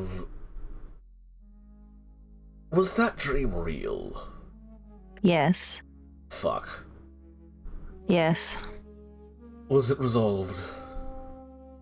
I believe so, but I'm making certain of that now. You do so. In the meantime, I will procure several bags of rice. Yes, good plan. Good evening. To you as well. Do bring back word if something bizarre has occurred that I'm not aware of. I'll keep you informed, of course. When you get to Good Mary's, plan. she's sort of sitting outside of her place, looking off at the horizon. Mary, good evening. You know, it's bloody weird waking up in your own bed twice without knowing how you got there. It is, isn't it? I'm not a fan of it, honestly. I'm not very fond of any of this, but Highly I'm fucking hopeful that it disturbing is and resolved. highly fucking disturbing and disorienting. Apologies for the language, but it's been a weird night too. Yes, it's quite an emotional time, I understand. But you're well, you're intact, there's no lingering effect. Well, last time I saw you all, you went off trupsing into the woods to go help the witch, right? And then... I should have said that aloud. I saw it. We all went tripsing off into the woods to solve the problem, yeah? And then I woke up here Yes. after watching that young man go charging off to the wedding. Oh god, I remember the night of the wedding. Oh my god, that was so embarrassing for him. Well, no one remembers that, fortunately. That may not have actually occurred. It seems that things have been set to rights. Thinking back on it, actually, you do remember the full wedding night. Or most of it? Part of it. It's weird. You remember him riding in, or not riding in, storming up when Lottie's father was making a speech, drunkenly shoving him out of the way and professing his love to Lottie in front of everyone. You remember him, it's weird, you remember him then both vanishing into thin air, and then getting very confused and frightened, or disoriented, or however he reacted to it. And then you also remember a few people grabbing him and dragging him off because he'd had too much to drink and getting him to calm down somewhere, and the night almost being utterly ruined, but then being saved with a very nice speech from Lottie's father. So Sister Angeline said it was a very nice wedding. Yeah, overall, that she said it was a very nice wedding, and she had a very strange dream. Okay. So that seems to be the narrative that is recalled, is that he tried to bust down the wedding, but he was stopped. Yeah, he started getting into this weird, sappy speech that was very uncomfortable, but he was dragged off before it went on too long. Okay. Instead of Yeah, I mysteriously guess- vanishing into thin air. And Evelyn will be like, no, yes, that was the one that occurred. Well then. I'm actually getting a bit of a headache remembering two memories. Oh, that's weird. Yes, it is rather unsettling. I am going to go down to the public house and see if I might locate a certain cat or a certain goat. Okay, good news about the Anyway. cat, but whatever. You've probably seen weirder shit than I did. Yes, likely.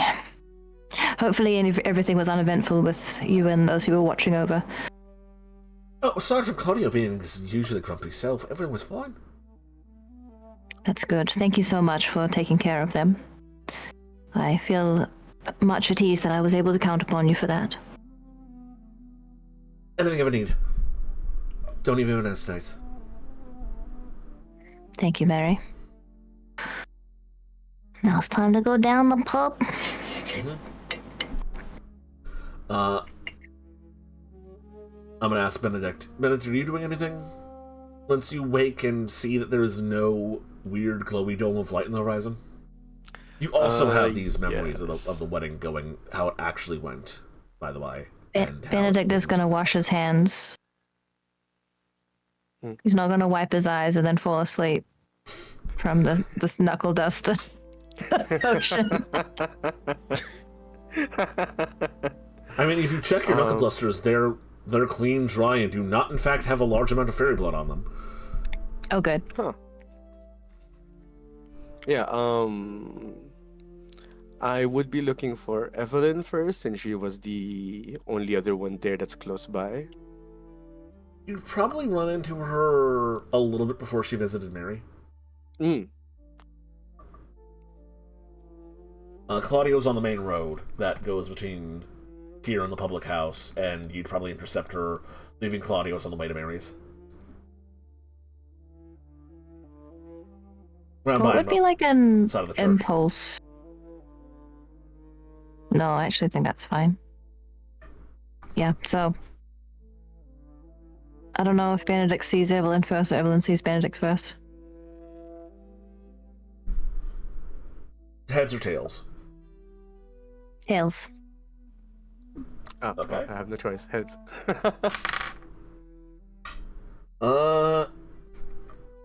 Benedict, you see Evelyn first. Okay. Benedict will call out to her. Sister Patricia. Oh, Benedict. I've been looking for you.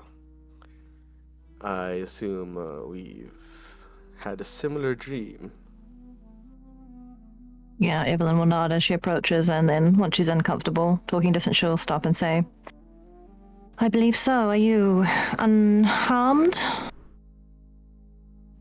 Yeah, it's like everything that just happened didn't happen. The Is you light fine? over Fantasia is gone. I am well, and so is Claudio and my neighbor and Sister Angeline, and I'm on my way to check on Mary. So And then they're all I'm back. going to the pub to see if I might locate some of our other neighbors who were involved. All right. Mind if I go with you then? Yes, you should. All right. I should good. appreciate that.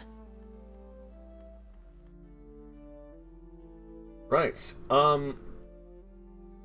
As the two of you head towards the pub, I'm going to ask Kamertai and Kristoff if they're doing anything in particular, or... I believe we were on the horse towards the town, right? Alright. Yeah. Yes, and while we're on the horse, I'll make sure Kristoff washed my body while I while I leave my body to go check on Lila. Please tell me you said that before getting into the horse. She's probably sitting on the front. She's like, Kristoff, make sure I don't fall. Dex plus athletics. Oh boy.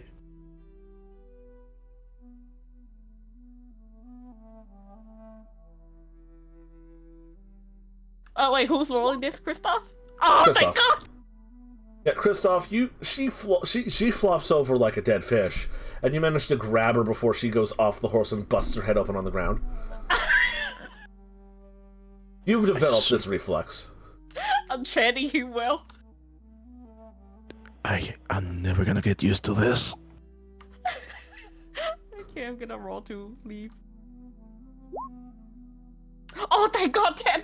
That 10's all you need to not botch. You project your body out of your spirit out of your body, and you float towards Lila's abode. She's there. She's asleep. She's dead asleep. Alright, I'll let her rest. Yes, and I'll come back. I got my answer. Oh yeah, when I wait, did I get any willpower that I spent back? You got 1 point of willpower back. Yay! Plus you got the one for staying out of the fight and taking care of the two passed out people. Oh, thank you! we're going to cut over to the tavern, the public house, where you find several individuals.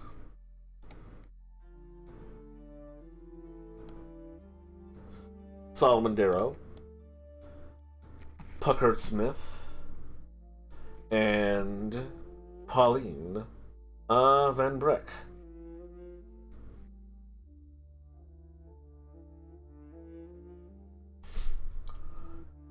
The two of them at the bar, engaging in light conversation. Solomon is pouring several patrons some drinks.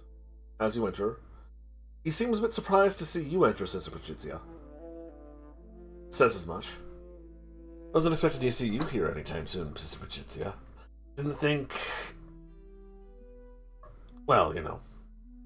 The only one you partook of was sacramental. Yes, well, Jesus needed to go many places to administer to the needy. Well, we don't have any whores here, so don't go trying to preach to them. No. But my point stands. This is where people gather, and my business is people and their souls, so... I understand if you wish to stop someone from going too far. I do every night. Just please don't ruin anyone's evening. I'm not here to preach.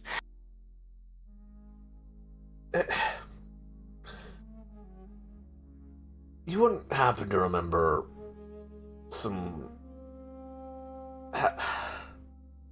You're... Never mind. Strange dream? Very. Yes, I hear there's, some of that going around. I wouldn't give it too much mind. Everything is well now.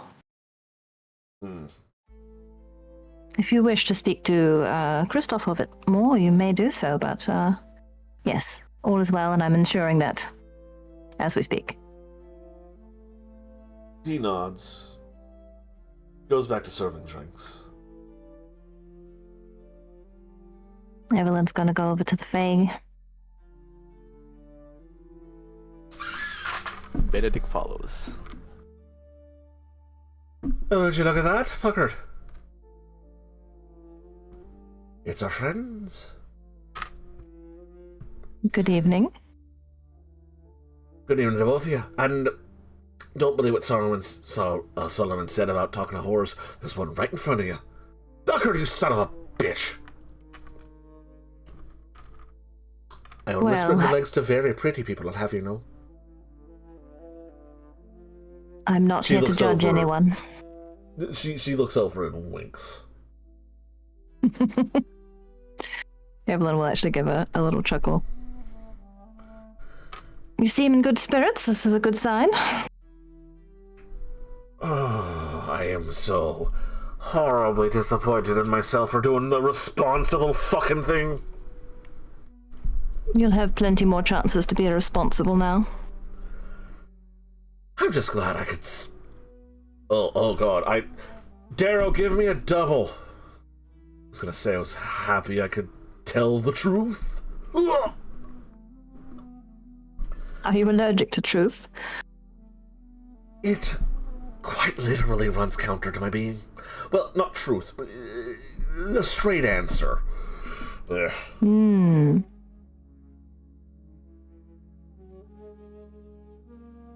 Oh, don't worry about him. He's just upset that he didn't toy with reality a little bit more than he did.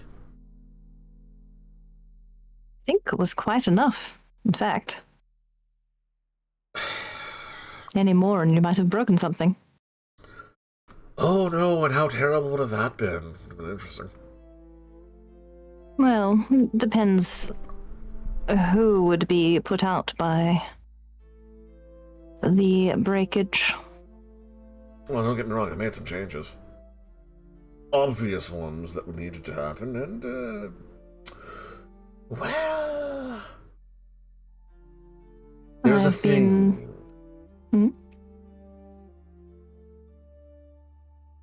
We call them henges.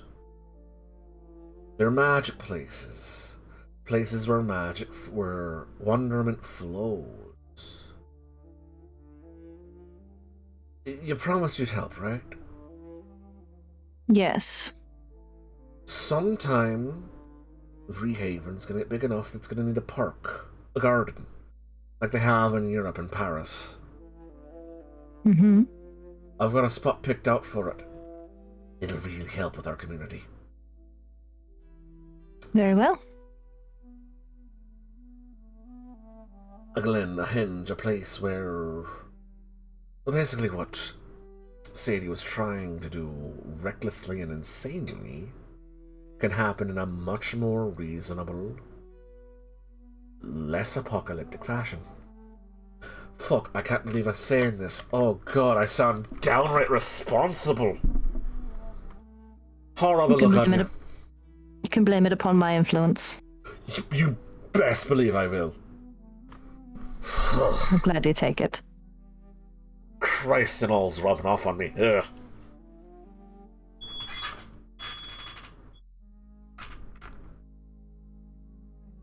And where have you chosen? It's a spot in the woods. Not too far. It's near one of the farms. We might have to buy up the land, make sure no one clear cuts it and ruins it in the meantime. Yes, let me know if you require any assistance with such arrangements. Hmm. And anything else I need to do to help this? Oh, don't worry, we'll be in touch. Very well, you know where to find me. Any other changes I should be aware of? Well, if he's anything like me, your breasts might get bigger soon. God, can my back take that? Oh, but your back will get stronger to compensate. You'll never even notice it happened. Well, that's fair then. I did not make anyone's tits bigger, you perverted bitch. And you call yourself a man. Consent is... Oh, whatever. Oh, like, no one wants a bigger pair of tits with no consequences. That's very. Well, there would be some responsible tailoring of you. required.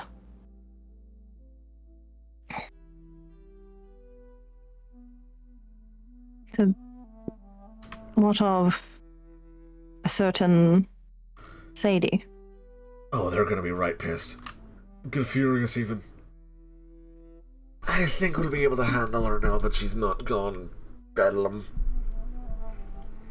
So she Where is she wasn't now? in her correct state of mind. Looking back on it, she was acting megalomaniacal as all hell. Yes. No, she was... He leans back, a little conspiratorially. We are changelings. We're not fully fairies anymore. We've put our souls in mortal bodies to protect ourselves against the crushing annihilation of boredom and banality. But when we get too much glamour, too much fancy and wild and free, it can overpower us. Make your mind go too big. Your eyes are so big, every meal looks like a snack. Mm. Every drink looks like a sip. And that's the problem. See, the Ardri, the Archfey, the lords and ladies of Arcadia, they're that forever and always. Mm. And strong Insatiable. enough, they could change a season at the snap of a thumb. Yes. And what's to prevent her from turning in such a state again? A massive influx of glamour, the which likes of her could not handle. A picture-perfect wedding, a unicorn running out of the woods and saying they found the chosen one to slay the Jabberwocky and draw Excalibur. A confluence of events that are so wondiferous that they cause glamour to flow enough that they bend reality on their own. What happened out there was one in a million. with the wrong people in the right place. We don't... Sorry, go ahead. So you're saying, barring another such event, she should be well enough herself? Well, she'll be right cranky about it, but yes. Very well. That's all I need to know. Oh, and you should not show your face around her anytime soon. No, I not intended. Oh, yes.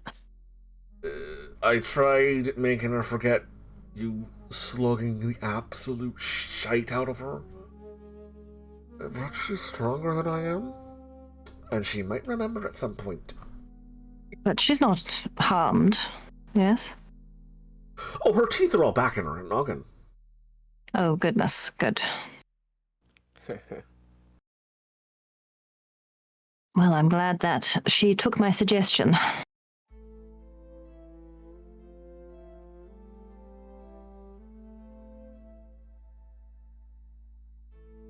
And the,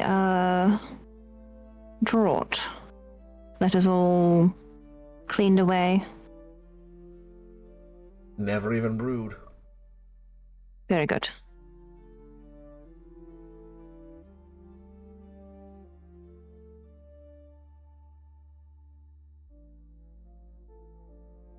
Well,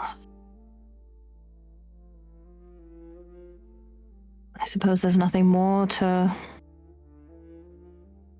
discuss, at least on that front.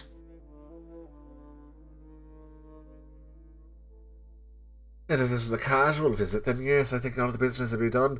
But if this was going to be a little more personable... Oh, stop. Which...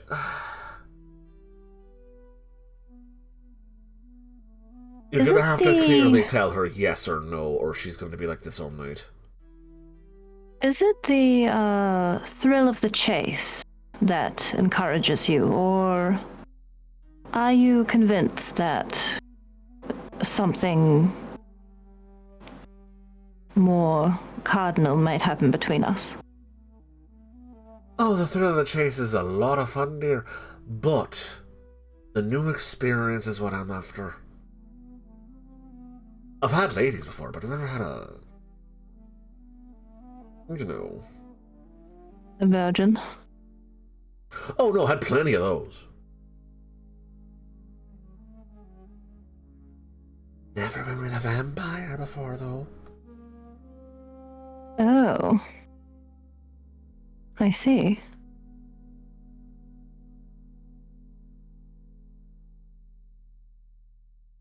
I wonder if Mary would be interested. Oh, not gonna go pawning me off on anyone else. I mean, he's handsome enough for it. Tall, strong, and apparently brutish enough to knock the shite out of Bjorn. But you're also damn pretty, dear. Mm. It's not just any vampire will do. Oh, no, I am very picky. I see. Besides, I've been with plenty of pretty ladies. Doesn't mean I don't want to be with more pretty ladies. I suppose that makes some sense. Well?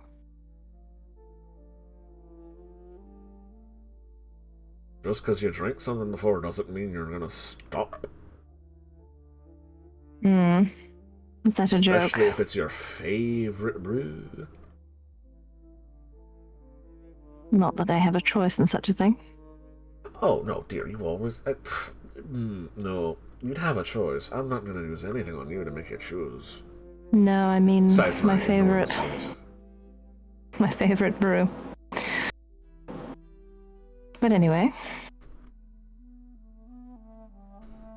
Thank you for all of your assistance.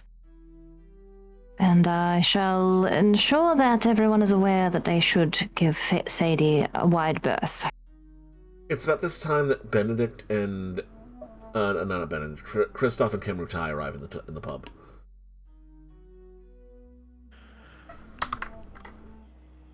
You're safe! Oh, hey. Kemrutai, Kristoff, good evening. Ah, you've made it. Evening. Good evening! She waves.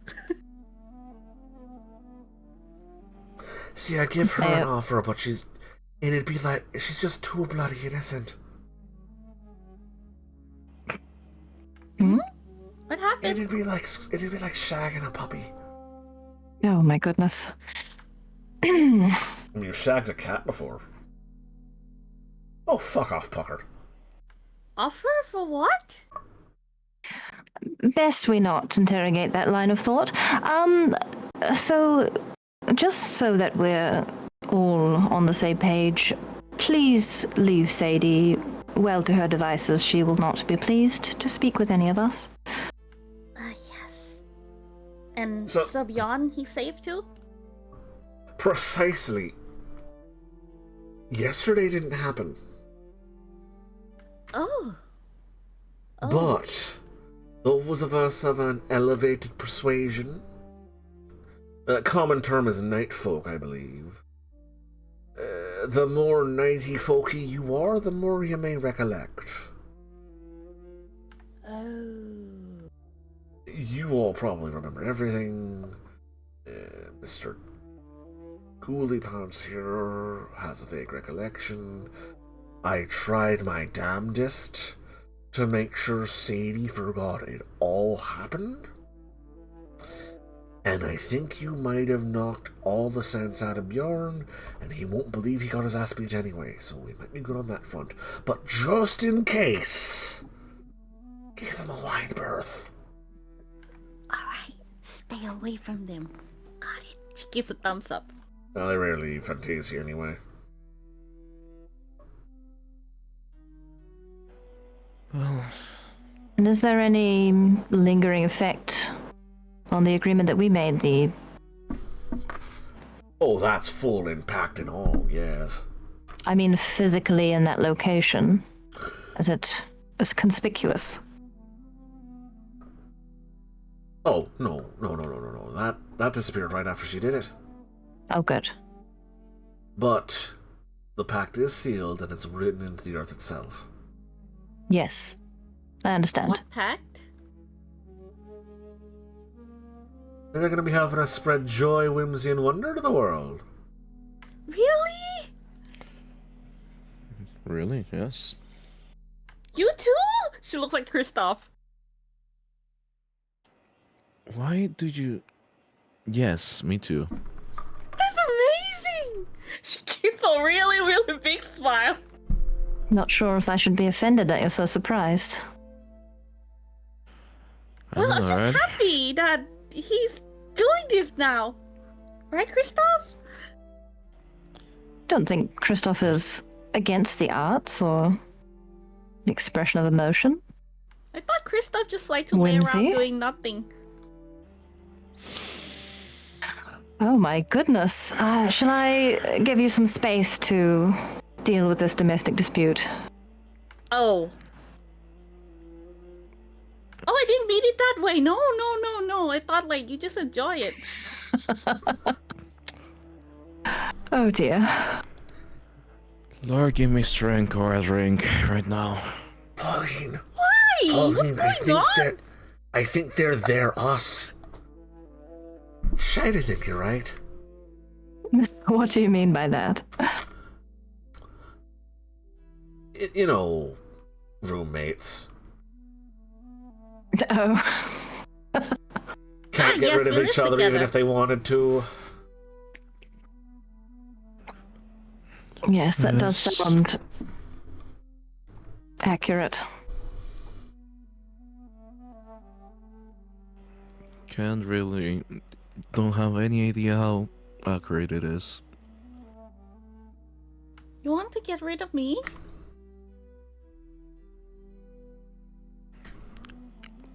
Have I ever said so? No. Have I ever thought so? I don't know. We made an agreement that I will not, get into your head.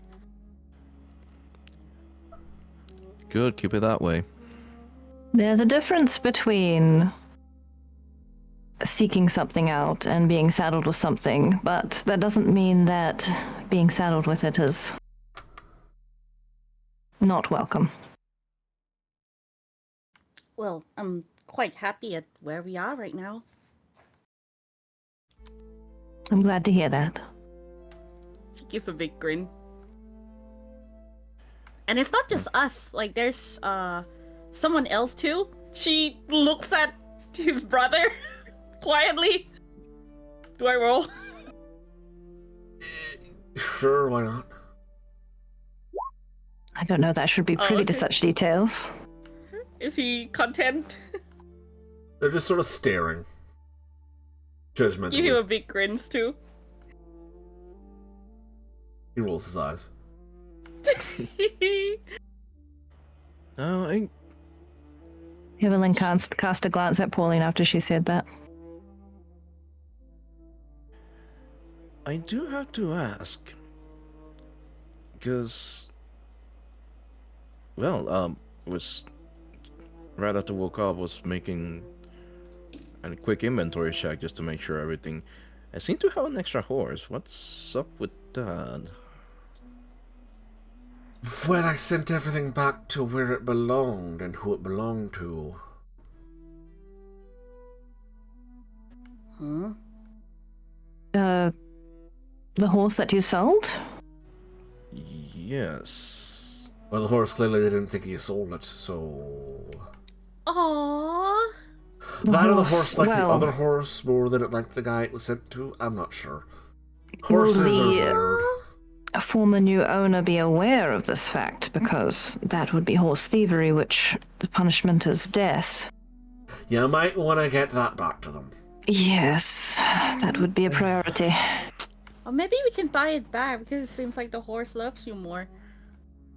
I don't know that they would be willing to part with it, considering. I mean, they just wanted the horse for making more horses, right? Yes, but that's a process that can be repeated multiple times. They could just come and get the horse whenever they wish. We already sold it. We will return it and have that conversation. Okay. Are you particularly fond of the horse? He is. I see. Shh, just shut up. Okay. Perhaps you should buy her a pony. It's like a mirror, but with, slightly less attractive. Not more What? petty squabbling. Oh no, do go on. This is entertaining.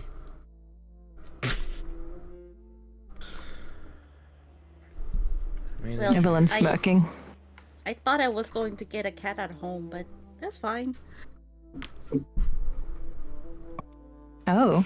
Did you want to part with your roommate? She looks at Pauline. If you could take him on a long walk in, I don't know, about the next 15 minutes. Is that all? A half hour then.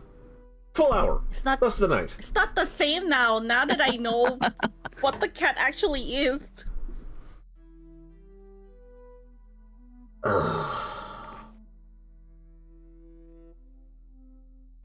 What, is it better, worse?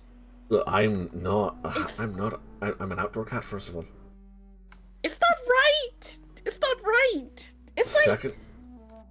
Second of all, you could just get a cat. No, they don't No. tend to be fond of us. Yeah. I mean it when I say I haven't pet a cat in a while. They usually flee at the sight of me. Well, somehow he got a horse, so I'm pretty sure you could get a cat. Perhaps if you found a kitten and had them become accustomed to you. Cats tend to like those who feed them, so from a young enough age, perhaps. Have I seen any cats around? There are cats in Freehaven. Not a lot, but Yes. there are a few strays. Oh, There are a few. I can keep an ear out if any of them have kittens. yes, please. Thank you. Of course.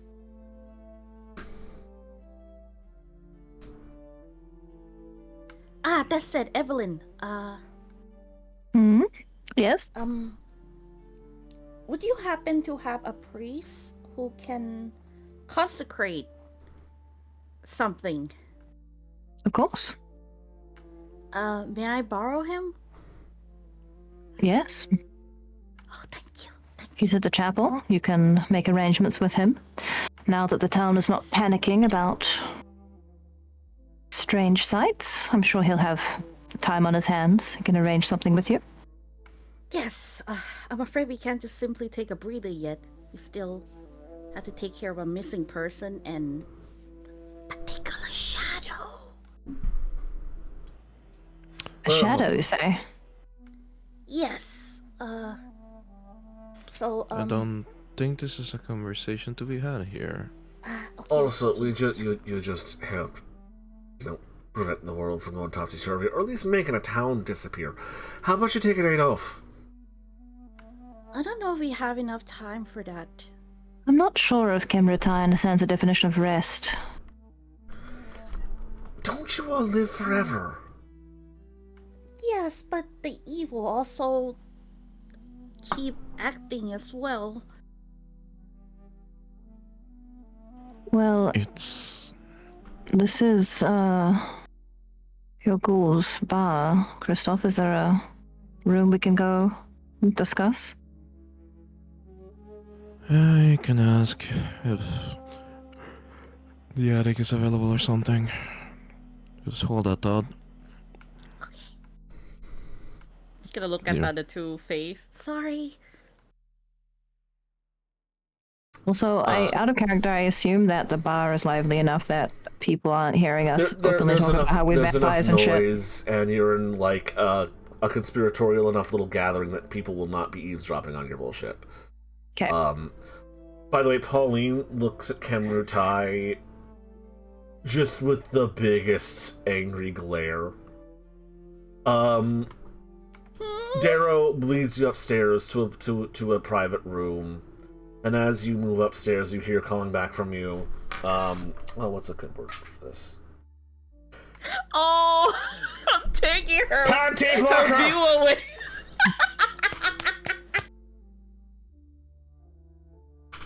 I can't block her. Evelyn would stifle a laugh, but it gets out before she can stop it. Right, and as you all move upstairs to conspire about evil forces and looming dark